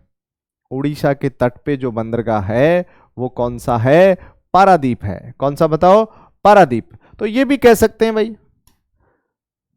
अगला प्रश्न देखो, भारत में जो प्रजाति सबसे अंत में आकर बसी, मतलब सबसे अंत में आकर के बसी भारत में, मतलब भारत में सबसे अंत में कौन सी प्रजाति आकर के बसी, क्या निग्रोटो, मंगोलॉइड, नॉर्डिक, ये नॉर्डिक होगा है ना, डिनारिक, कौन सा होगा इसका सही आंसर बता दीजिए भाई। भारत में कौन सी जनजाति प्रजाति जो सबसे बाद में आकर के बसी, तो वो प्रजाति थी भाई नार्डिक।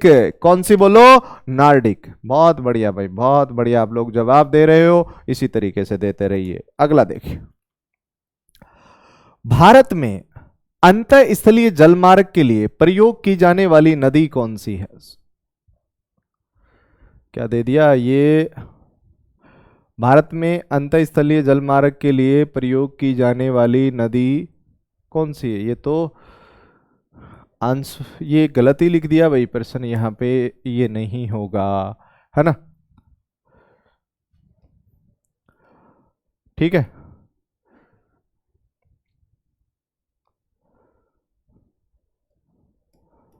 प्रादेशिक सीमा की लंबाई बताइए, बताओ भाई, प्रादेशिक सीमा की लंबाई बता दो कितनी है।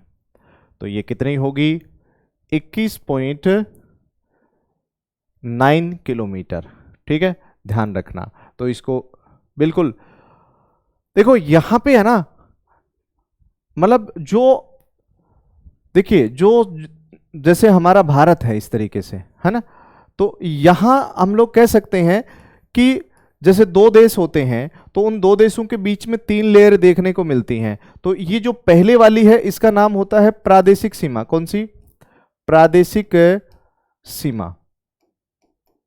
और ये दूसरी लेयर होती है, इसको बोलते हैं संलग्न, संलग्न क्षेत्र। और ये होता है क्या, अनन्य आर्थिक क्षेत्र। तो ये तो होता है 12 नॉटिकल मील, 12 नॉटिकल मील। और इसी को कहते हैं, ये कितना होता है किलोमीटर में, तो 21.9 किलोमीटर। तो ध्यान रखना, एक नॉटिकल, नॉटिकल या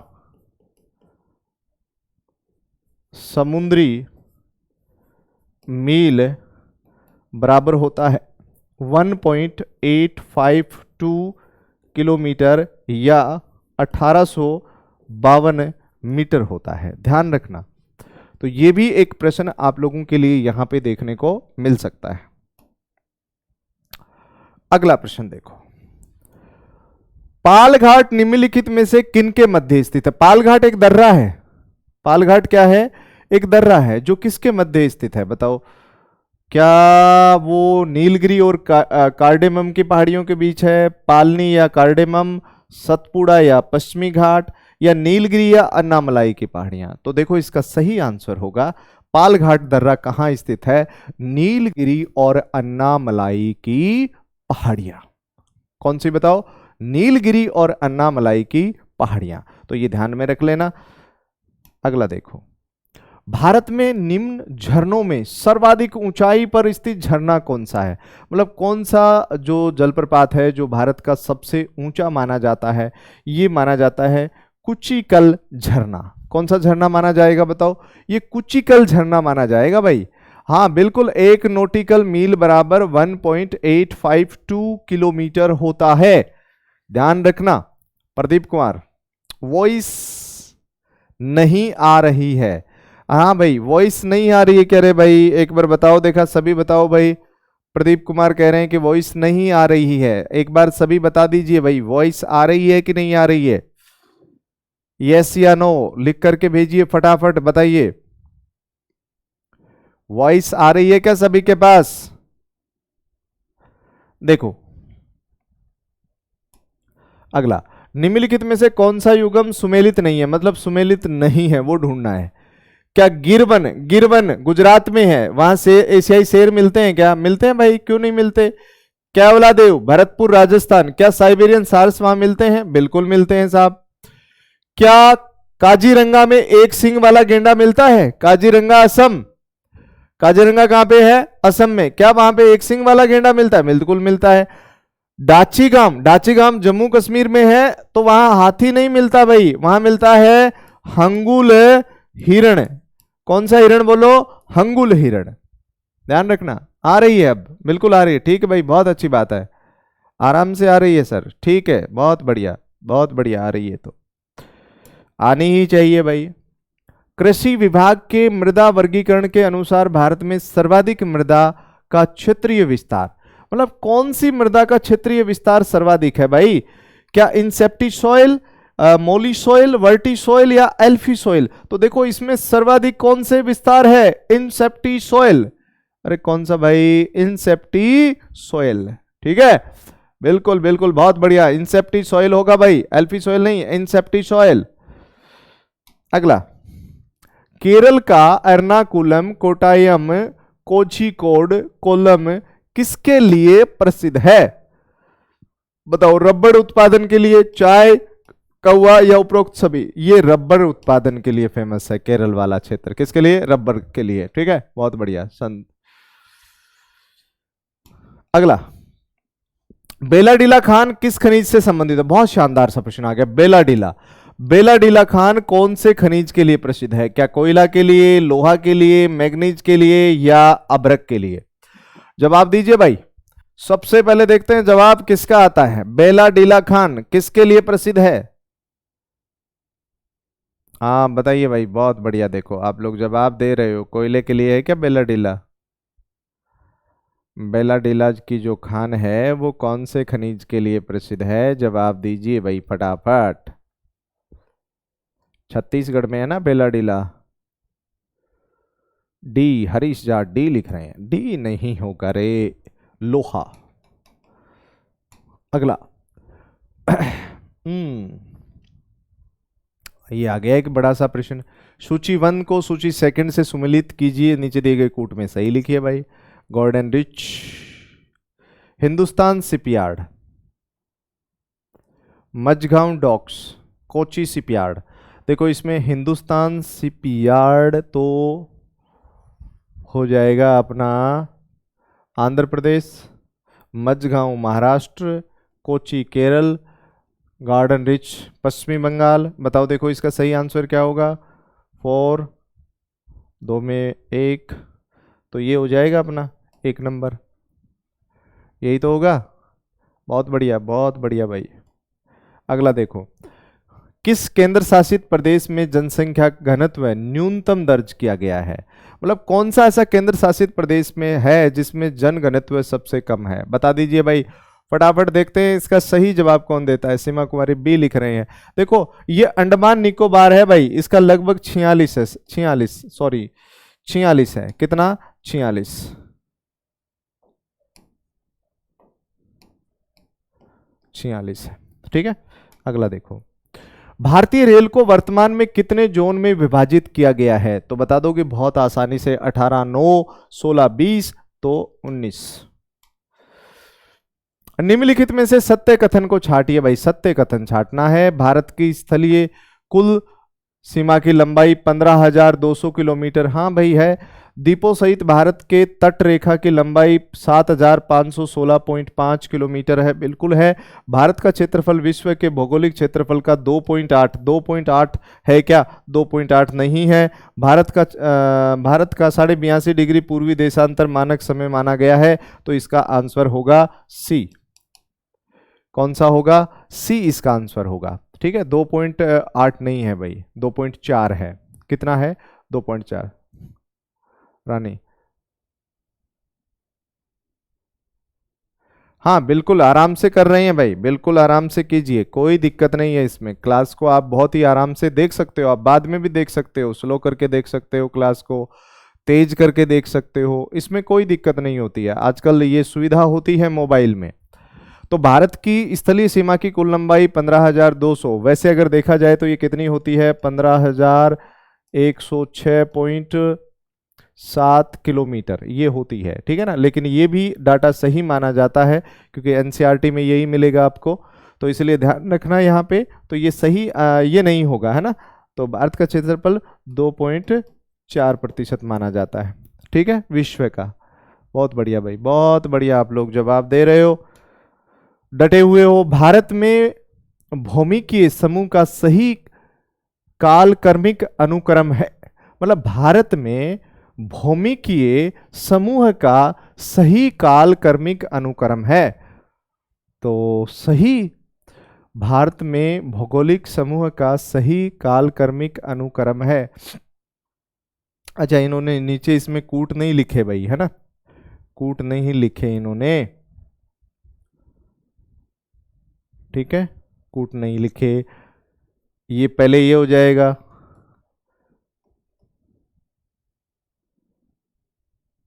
ठीक है, और फिर ये हो जाएगा 2, 3 और 4। ये कूट इसने लिखे नहीं है, कोई बात नहीं।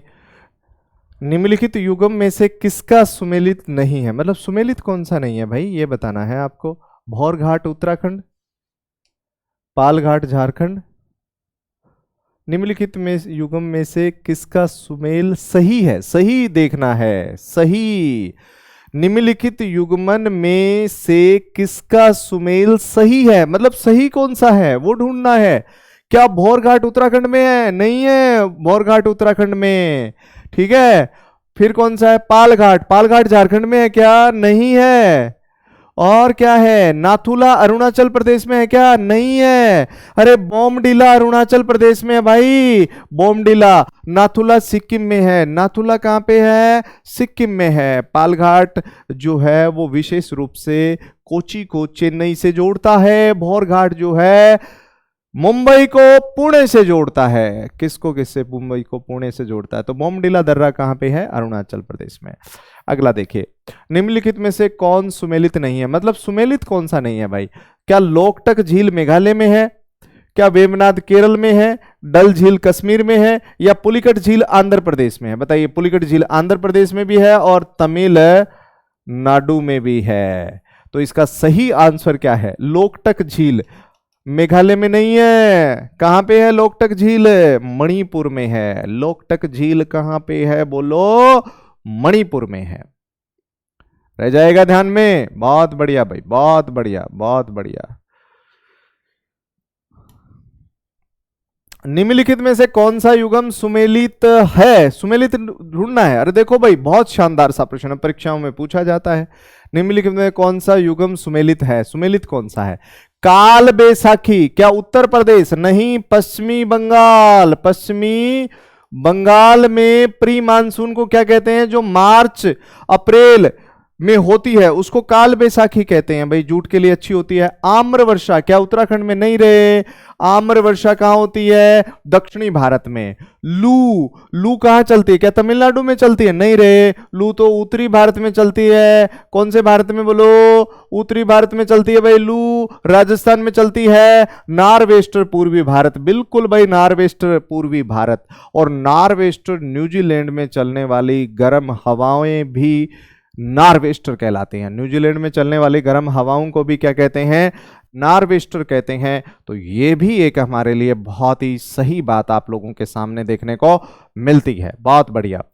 अगला प्रश्न अगर मैं देखूं आपसे यहाँ पे, निम्नलिखित में से कौन सा सागरीय राष्ट्रीय उद्यान है। अरे सागरीय राष्ट्रीय उद्यान कौन सा है, तो सागरीय राष्ट्रीय उद्यान है मन्नार की खाड़ी। कौन सी खाड़ी, बोलो, मन्नार की खाड़ी। अगला देखो, भारत में लाल पीली मृदा का सर्वाधिक विस्तार। अरे लाल पीली मृदा भारत में सर्वाधिक कहां पाई जाती है, राजस्थान, सिक्किम, तमिलनाडु या तेलंगाना।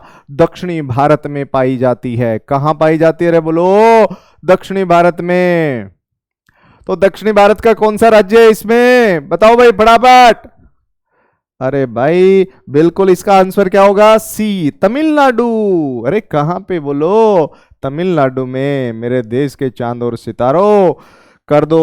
अब देखो आगे, निम्नलिखित में से कौन सा कथन सही है, कौन सा कथन सही है ये बताना है। निम्नलिखित में से कौन सा कथन सही है। भारत में कर्नाटक रबर का सबसे बड़ा उत्पादक है, रबर का सबसे बड़ा उत्पादक। कर्नाटक राज्य में कहवा, रबर, तंबाकू तीनों कृषि की जाती, तीनों की जाती है। भारत में तंबाकू का सबसे बड़ा उत्पादक राज्य असम है, ठीक है। झूमिंग कृषि, रासायनिक खाद का अधिक उपयोग होता है? तो सही सुमेलित ढूंढ। झूमिंग कृषि में कौन सी रासायनिक खाद होती है भाई, वो तो स्थानांतरित कृषि होती है, आदिवासियों के द्वारा की जाती है। पूर्वी भारत में उसको कहते हैं झूमिंग कृषि। तो इसका सही आंसर क्या होगा रे, इसका सही आंसर होगा कर्नाटक राज्य में कहवा, रबड़, तंबाकू तीनों की कृषि की जाती है। तो ये इसका राइट आंसर होगा सी। दातार सिंह ने बिल्कुल सही आंसर दिया है। बिल्कुल भाई दातार सिंह, बहुत बढ़िया बहुत बढ़िया, तुम लोग जग रहे हो सभी, आप लोग सभी जग रहे हो, ये बहुत बड़ी बात है। ठीक है, लगे रहो भाई लगे रहो। देखते हैं अगला प्रश्न। अच्छा बड़ा सा प्रश्न आ गया। सूची 1 को सूची 2 से सम्मिलित कीजिए और नीचे दिए गए कूट में सही चुन लीजिए। गुरु महिसानी, गुरु महिसानी किसके लिए है भाई बताओ रे।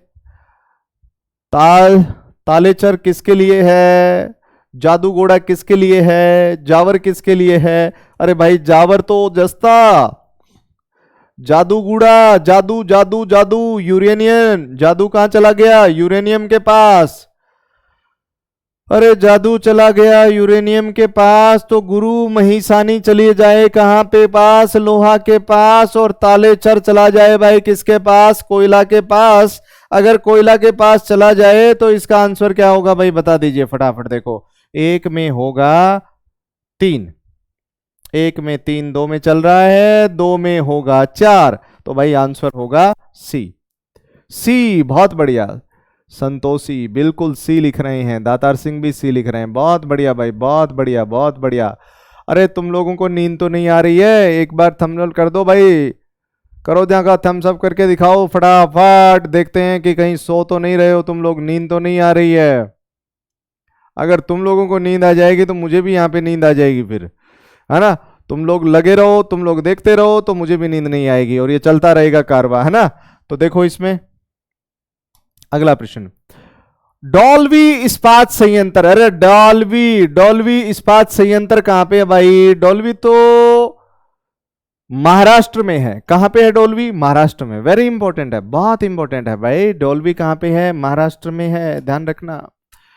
2011 की जनगणना के अनुसार जनसंख्या घनत्व की दृष्टि से राज्यों का अवरोही क्रम है। अरे अवरोही कौन सा होगा, बड़े से छोटे की ओर, अवरोही बड़े से छोटा और आरोही छोटे से बड़ा। तो अवरोही बड़ा मतलब सबसे ज्यादा किसका है भाई जनघनत्व है, बताओ। बिहार का है, फिर पश्चिमी बंगाल का है, केरल का है, फिर मध्य प्रदेश का है। तो 1 नंबर आंसर हो जाएगा ना इसका सही। दातार सिंह 1 नंबर का आंसर हो जाएगा भाई इसका सही, बिल्कुल बिल्कुल, बहुत बढ़िया बहुत बढ़िया। अगला देखो, जवाहर सुरंग कहां से गुजरती है। अरे जवाहर सुरंग, जवाहर सुरंग कहां से गुजरती है बताओ। ये इसने लिखा नहीं सही, ले है बनिहाल। देखो जवाहर सुरंग जो है ना, मैं इसको छोड़ के बताता हूं आपको। जवाहर सुरंग जो है वो बनिहाल जो दर्रा है वहां स्थित है, और ये बनिहाल दर्रा जो है वो पीर पंजाल श्रेणी में स्थित है। कौन सी श्रेणी में स्थित है बताओ, पीर पंजाल श्रेणी में स्थित है। ठीक है, बहुत बढ़िया। आगे देखो, सुमेलित कीजिए भाई, सुमेलित करो भाई, इसको देखते हैं, सुमेलित कीजिए। सुमेलित मतलब नीचे उन्होंने लिखा ही नहीं कुछ, लिखे उसके नीचे उन्होंने कुछ नहीं लिखा। बोडो, असम, भूटिया सिक्किम, जोनीसारी उत्तराखंड, भूटिया उत्तराखंड हो जाएगा, भील राजस्थान मध्य प्रदेश में हो जाएगा, ठीक है। और हम्म, देखो भाई बताओ, इस प्रश्न का जवाब बताओ रे, फटाफट देखते हैं इसका जवाब क्या आता है अपने पास। बताओ दिखा, सबसे पहले इसका सही जवाब कौन देगा? सबसे पहले इसका जवाब किसके पास से हमारे पास आएगा, बताइए। बोडो ठीक है ये, इसी तरीके से। अगला देखो, निम्नलिखित में से कौन सा कथन सत्य है? मतलब सत्य ढूंढना है, सत्य ढूंढो भाई। सत्य कहाँ मिलेगा? सत्य मिलेगा भारत के 8 राज्यों की सीमाएं समुद्र के किनारे से लगती हैं। लगती हैं क्या 8 राज्यों की? नहीं लगती रे, 9 की लगती हैं। कर्क रेखा भारत के 7 राज्यों से होकर के 7 राज्यों से होकर के गुजरती है कर्क रेखा। नहीं रे, 8 से गुजरती है। भारत की प्रादेशिक जलीय सीमा समुद्र तट से 12 नॉटिकल मील समुद्री दूरी तक है रे भाई, ये तो सही है भाई बात। भारत की सबसे लंबी अंतरराष्ट्रीय सीमा चीन से लगती है? नहीं लगती रे, बांग्लादेश के साथ लगती है। किसके साथ? बांग्लादेश के साथ लगती है। तो राइट आंसर क्या होगा? ये होगा भाई, बिल्कुल बिल्कुल, सुनील नायक। पुष्याराम, मैं पुष्याराम सर जी, दातार।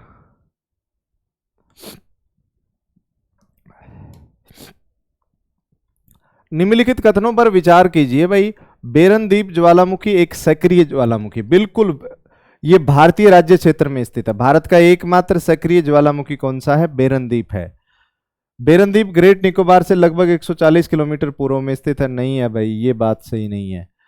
पिछली बार बेरनदीप ज्वालामुखी 1991 में उद्गार हुआ था, ये भी नहीं है। तो ये हो जाएगा इसका सही आंसर। निम्नलिखित में से कौन सा विशाल हिमनद है? विशाल हिमनद मतलब सबसे लंबा बड़ा ग्लेशियर भारत का कौन सा है? वो सियाचिन ग्लेशियर है, जिसको हमने 1984 में ऑपरेशन मेघदूत के माध्यम से प्राप्त किया था। किसके माध्यम से? ऑपरेशन मेघदूत के माध्यम से। सर प्लीज थोड़ा धीरे करवाओ प्रश्न को और एक्सप्लेन भी करो। बिल्कुल करेंगे भाई, क्यों नहीं करेंगे। रानी कह रही है कि थोड़ा धीरे धीरे चलें क्या भाई? कोई बात नहीं, आप लोग बोल दिया करो धीरे चल रही हैं या तेज चल रही हैं, है ना। निम्नलिखित में से कौन सा विशाल हिमनद है? तो वो है सियाचिन। कौन सा बोलो? सियाचिन। देखो पहली बात तो ये जो सियाचिन है ना, सियाचिन, ये सियाचिन हिमनद जो है, इसको हमने 1984 में ऑपरेशन मेघ दूत चला करके प्राप्त किया था। ये भारत का सबसे लंबा ग्लेशियर है, ऑपरेशन मेघदूत। मेघदूत कालिदास का एक ग्रंथ भी है, ध्यान रखना। और ये सियाचिन जो ग्लेशियर है, कौन सा? सियाचिन ग्लेशियर, ये नुब्रा घाटी में है। कौन सी घाटी में? नुब्रा घाटी में है। और ये भी ध्यान रखना, ये कहाँ पे है? ये ट्रांस हिमालय, ट्रांस हिमालय की कौन सी श्रेणी में है? तो कहना भाई काराकोरम श्रेणी में है। कौन सी श्रेणी में है बताओ? काराकोरम श्रेणी में है। कौन सा ग्लेशियर? सियाचिन ग्लेशियर। ठीक है भाई, बिल्कुल इसका सही आंसर सियाचिन होगा। बात समझ में आ गई है। आगे देखो, निम्नलिखित में से कौन 2 भारतीय राज्यों की साझेदार वाली झील है? मतलब ऐसी झील इनमें से कौन सी है जो 2 राज्यों में है? बता सकते हो क्या? ऐसी झील कौन सी है जो 2 राज्यों में है? कौन देगा इसका सही जवाब? कोलेरू झील, चिल्का झील, लोनार झील या पुलिकट झील? तो देखो ध्यान रखना, इसका सही आंसर होगा पुलिकट झील। और पुलिकट झील का सर्वाधिक भाग तो है किसमें? आंध्र प्रदेश में है। किसमें है? आंध्र प्रदेश सर्वाधिक भाग है। और प्लस ये किसमें है? तमिलनाडु में है। कहाँ है? तमिलनाडु में। तो ये झील होगी पुलिकट। अगला देखो, कोपेन के जलवायु वर्गीकरण के अनुसार भारत के कोरोमंडल तट कहाँ पे है? ये तमिलनाडु जिसमें लौटते हुए मानसून से वर्षा होती है शीत ऋतु में। तो यहाँ की जलवायु कैसी है? एएस। कौन सी है? एएस।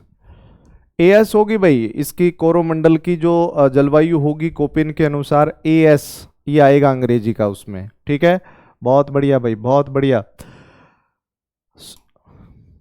अगला देखो, किस वर्ष में प्रोजेक्ट टाइगर प्रारंभ किया गया? मतलब प्रोजेक्ट टाइगर कब चलाया गया था? देखो, भारत में बाघों को संरक्षण देने के लिए, क्योंकि देखिए भारत में बाघ हमारा राष्ट्रीय पशु है। क्या है बताओ? बाघ राष्ट्रीय पशु है। और 29 जुलाई को विश्व बाघ दिवस भी मनाया जाता है। मतलब विश्व बाघ दिवस कब मनाते हैं? 29 जुलाई को विश्व बाघ दिवस मनाया जाता है। ध्यान रखना, बाघ एक भारत का क्या है? राष्ट्रीय पशु है। क्या है बताओ? राष्ट्रीय पशु कौन है भारत का? तो वो बाघ है।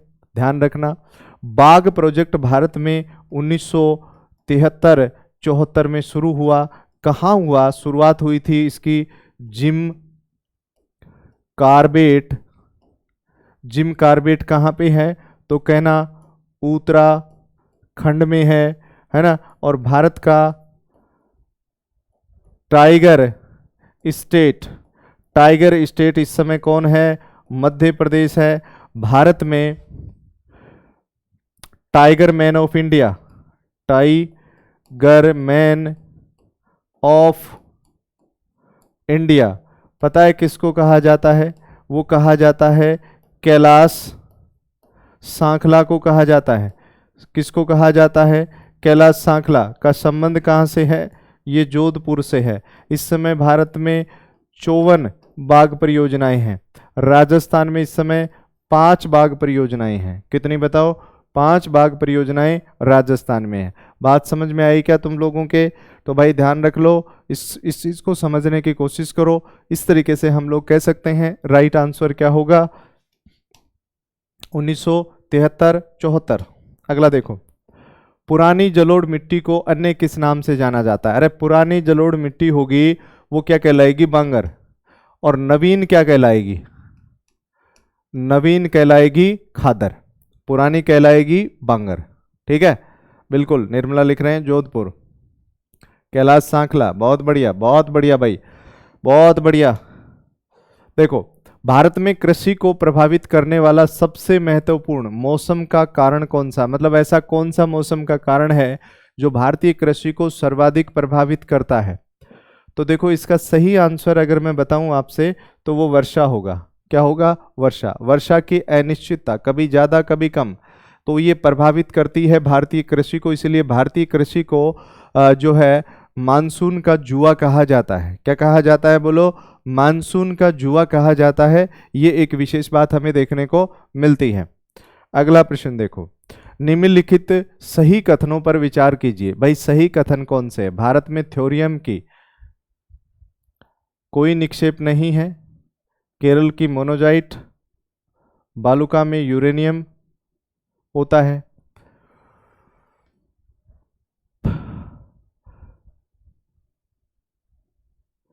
तो देखो, इसमें अगर देखें तो केरल की मोनोजाइट, केरल में मोनोजाइट, बिल्कुल सही कथन पे विचार करें तो केरल में मोनोजाइट रेत पाई जाती है। ये विशेष बात है। निम्नलिखित लोहा इस्पात कारखानों में से कौन सा कच्चे माल क्षेत्र के समीप नहीं है? मतलब इनमें से ऐसा कौन सा है जो कच्चे माल क्षेत्र के नजदीक नहीं है? गुड नाइट दातार सिंह ने तो गुड नाइट बोल दिया भाई। दातार सिंह ने गुड नाइट बोल दिया। बिल्कुल बिल्कुल भाई, बहुत बढ़िया। संतोषी, सुनील अभी लगे हुए हैं। तो देखो, इसका सही आंसर होगा सेलम। कौन सा होगा? सेलम, जो कि तमिलनाडु में है। और विशेष बात, राउरकेला के नजदीक है, जमशेदपुर है, दुर्गापुरा है, ये सब है। आगे देखो, भारत की जनगणना में कब प्राकृतिक वृद्धि दर सबसे कम थी? मतलब प्राकृतिक वृद्धि दर सबसे कम थी, कब थी बताओ? तो सबसे कम प्राकृतिक वृद्धि दर थी 1921 में। भाई 1921 में सबसे कम प्राकृतिक वृद्धि दर थी भारत में। ये बहुत ही बढ़िया सही बात है। यहाँ पे भाई बॉल सरिता डी लिख रहे हैं। डी नहीं होगा भाई, प्राकृतिक वृद्धि दर सबसे कम। जवार सुरंग कहाँ से गुजरती है, मतलब ये जो जवार सुरंग है वो कहाँ से गुजरती है ये बताना है। लेह से, बनिहाल से, पीर पंजाल से या रोहतांग से, तो बनिहाल से, है ना, ये बनिहाल से गुजरती है ना, बनिहाल से। सर मैं गलत को नहीं बतावा, ठीक है भाई, बहुत बढ़िया बात, बहुत अच्छी बात है। अगला देखो, निम्न भारतीय जनजातियों में से किसमें बहुपतित्व की परंपरा है, मतलब बहुपतित्व मतलब पति क्या होते हैं, अधिक हो सकते हैं, एक महिला एक से अधिक पुरुषों के साथ शादी कर सकती है, तो वो है जौनसारी। कौन सी है, जौनसारी, मतलब जौनसारी मतलब एक महिला अधिक पतियों के साथ शादी कर सकती है। अगला देखो, भारत की अंतर्राष्ट्रीय सीमा के बारे में असत्य कथन को छांटिए, असत्य छांटना है। रेड क्लिफ लाइन भारत व पाकिस्तान के बीच अंतर्राष्ट्रीय सीमा है क्या, मैकमोहन भारत व चीन के बीच अंतर्राष्ट्रीय सीमा है क्या, है। भारत व थाईलैंड की सीमा का नाम स्टेट फोर्ड अंतर्राष्ट्रीय सीमा रेखा है क्या, भाई नहीं है, ये नहीं है। तो इसका मतलब भारत की सबसे छोटी स्थलीय अंतर्राष्ट्रीय सीमा अफगानिस्तान के साथ बिल्कुल 106 किलोमीटर। तो ये सही, ये गलत है। भारत का मेघालय का पठार भाग है, बहुत अच्छा प्रश्न है, बताइए। भारत का मेघालय का पठार भाग है, कौन सा है, किसका है, पश्चिमी घाट का, प्रायद्वीप भाग का, हिमालय पर्वत का या उत्तर का। देखो मेघालय का पठार प्रायद्वीप का भाग है, प्रायद्वीप का भाग है। चिल्का झील कहाँ स्थित है, भाई चिल्का झील कहाँ स्थित है, ये उत्तरी सरकार तट पे स्थित है, मतलब ओडिशा में स्थित है, ओडिशा। ये भारत की सबसे बड़ी भारत की सबसे बड़ी खारे पानी की झील है, और ये भारत की पहली आर्द्र भूमि या वेटलैंड भूमि भी इसको कहा जाता है। उसके बाद में अगर मैं बात करूं यहाँ पे, भारतीय मानसून का पूर्व अनुमान करते समय कभी कभी समाचारों में उल्लेखित हिंद महासागर डाइपोल के संदर्भ में निम्न कथनों पर कौन विचार कीजिए। तो देखो इसमें परिघटना उष्णकटिबंधीय पर्ची में हिंद महासागर व उष्णकटिबंधीय पूरी प्रशांत महासागर के बीच सागरीय पृष्ठ तापमान के अंतर के विश्लेषण होती है। आईओडी परिघटना मानसून पर एल नीनो का असर को प्रभावित कर सकती है, बिल्कुल भी। इसमें अगर देखें भारतीय मानसून का पूर्व अनुमान करते समय कभी कभी समाचारों में, बताइए भाई इसका जवाब दीजिए, देखते हैं इसका जवाब। सबसे पहले खाना खा लो, सर जी खाना खा लो, अरे भाई खाना खा लेंगे, खाने की चिंता क्यों कर रहे हो, खाना खा लेंगे जब आप लोग सरकारी नौकरी लगोगे ना, सरकारी नौकरी जब आप लोग लगोगे तो खाना भी खाया जाएगा, तो ये इसकी टेंशन न लें आप बिल्कुल। तो इसका सही आंसर होगा डी। अगला देखो, निम्नलिखित में से कौन सा युगम सुमेलित नहीं है, तो बुक्सा बिहार में है भाई अभ्यारण्य, और दफा मिजोरम में है क्या, नमेरी असम में है, नाम दफा अरुणाचल प्रदेश में है, तो ये होगा इसमें, ये या नहीं है। भारत की प्रमुख वाणिज्य फसलें बतानी है भाई, व्यापारिक फसलें, कौन सी फसलें, व्यापारिक फसलें। देखते हैं भाई कौन बताता है, कपास, तिलहन, जूट और गन्ना, चावल, गेहूं, तिलहन, जूट, बाजरा या उपयुक्त सभी।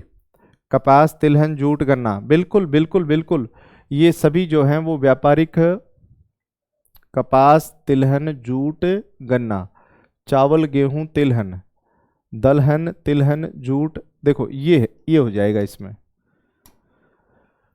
सूची 1 को सूची 2 से सुमेलित कीजिए, ठीक है, बताइए। बादाम पहाड़ झारखंड में है क्या, डल्ली राजहरा ओडिशा में है क्या, कुद्रेमुख छत्तीसगढ़ में है क्या, मतलब सूची 1 को सूची 2 से सुमेलित कीजिए तथा सूचियों के नीचे दिए गए कोड से सही उत्तर चुनिए, मतलब सही उत्तर चुनना है भाई। नोवा मुंडी कर्नाटक, ये क्वेश्चन भी उन्होंने नीचे लिखा नहीं इसके भाई, आंसर नहीं लिखे।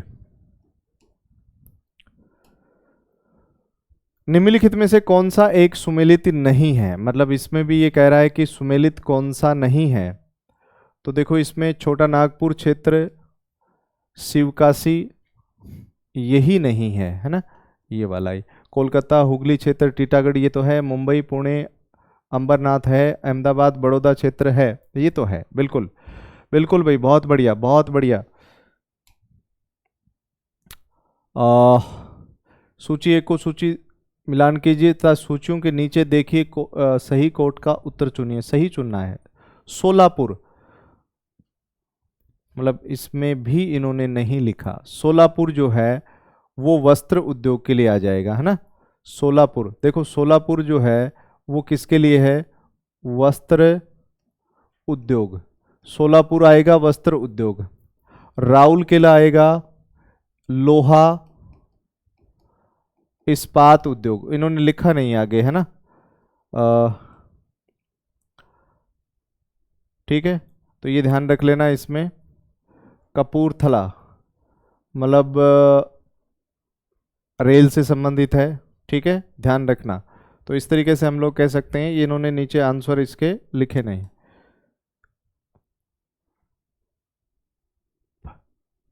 निम्नलिखित कथनों पर विचार कीजिए, है ना, विचार करना है। राउल केला संयंत्र को वर्ष 1959 में चालू किया गया, है ना। बताइए, देखो राउल केला संयंत्र को वर्ष 1959 में चालू किया गया, सही बात है। राउल केला संयंत्र का निर्माण यूनाइटेड किंगडम के सहयोग से, नहीं भाई, यूनाइटेड किंगडम के सहयोग से नहीं किया गया था। राउल केला संयंत्र लोहा अयस्क सुंदरगढ़ से प्राप्त किया जाता है, ध्यान रखना। देखो इसमें ये भी सही है, ये भी सही है, तो इसका मतलब एक और दो सही है। एक और दो किस में है, ब, ये बिल्कुल सही है, ठीक है। अब देखो उसके बाद में सूची एक और सूची दो को कीजिए, मिलान कीजिए और फिर नीचे जवाब दे दीजिए। बताओ, देखो तो इसमें हमारे सामने आ रहा है अभ्रक, हीरा, मैग्नीज, तांबा। बताइए, देखिए इसका सही जवाब क्या होगा।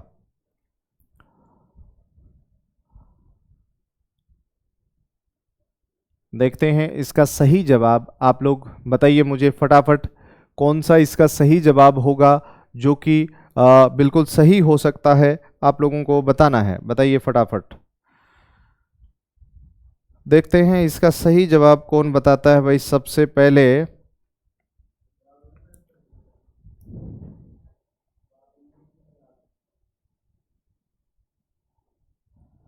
देखो इसमें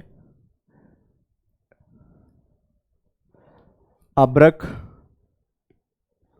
छिंदवाड़ा, हीरा, पन्ना, हीरा पन्ना, मैग्नीज बेलारी कर्नाटक, तांबा हजारीबाग। ऐसा ही होगा इसका। बहुत बढ़िया भाई, बहुत बढ़िया आंसर दे दिया आप लोगों ने, बिल्कुल सही बता दिया है, बहुत बढ़िया भाई, बहुत बढ़िया भाई, बहुत बढ़िया। अगला देखिए, पश्चिमी हिमालय में उच्च पर्वतीय वनस्पति 3000 मीटर की ऊंचाई तक ही उपलब्ध होता है, जबकि पूर्वी हिमालय में 4000 मीटर की ऊंचाई तक उपलब्ध होती है। एक ही पर्वत श्रृंखला में इस विविधता का कारण क्या है।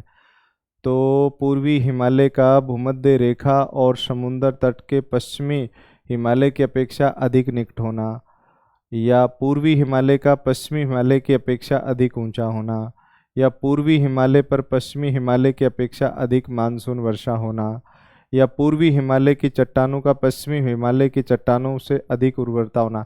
देखो इसका सही आंसर होगा ये पूर्वी हिमालय भूमध्य रेखा और समुद्र तट के पश्चिमी हिमालय की अपेक्षा अधिक निकट है।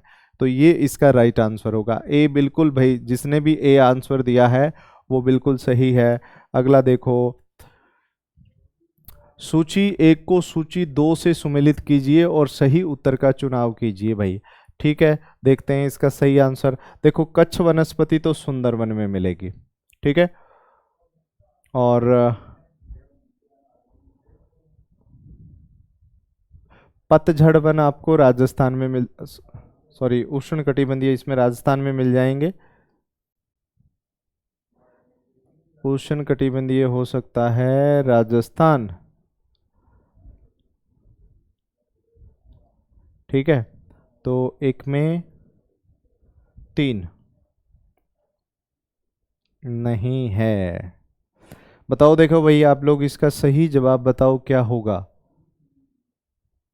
सही जवाब बताइए इसका क्या होगा।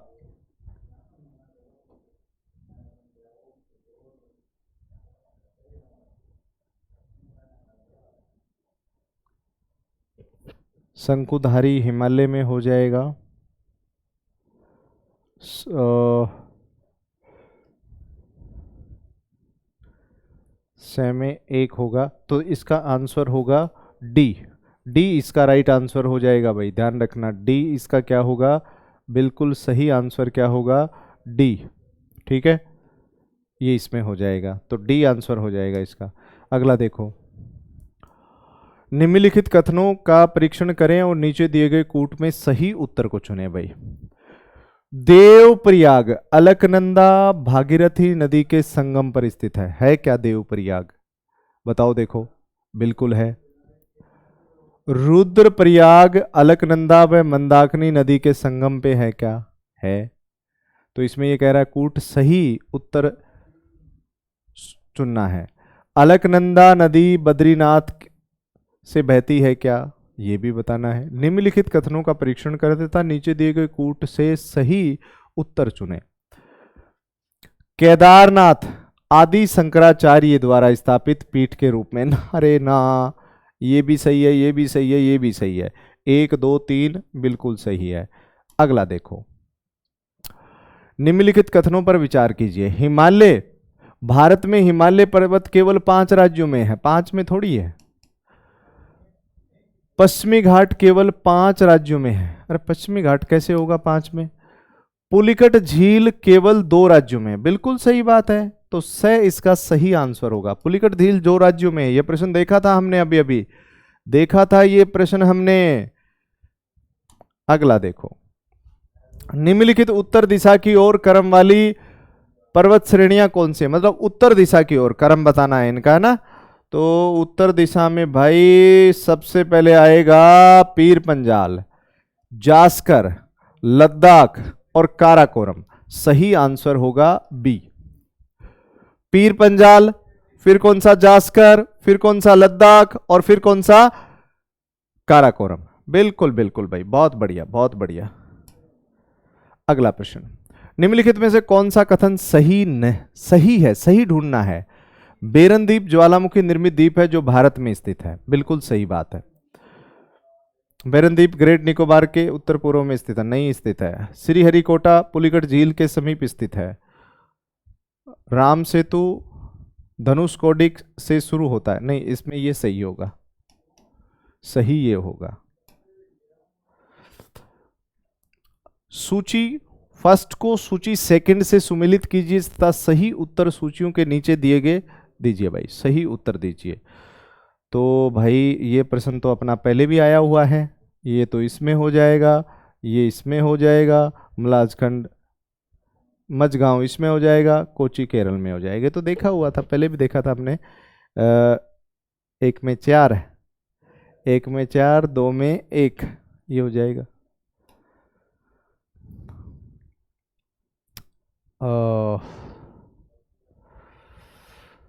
सूची फर्स्ट को सूची सेकंड से सुमेलित कीजिए और सही सूची को नीचे दिए गए कूट में उत्तर लिखिए। कोच और rail coach factory, wheel axle संयंत्र, ये बेंगलोर में है।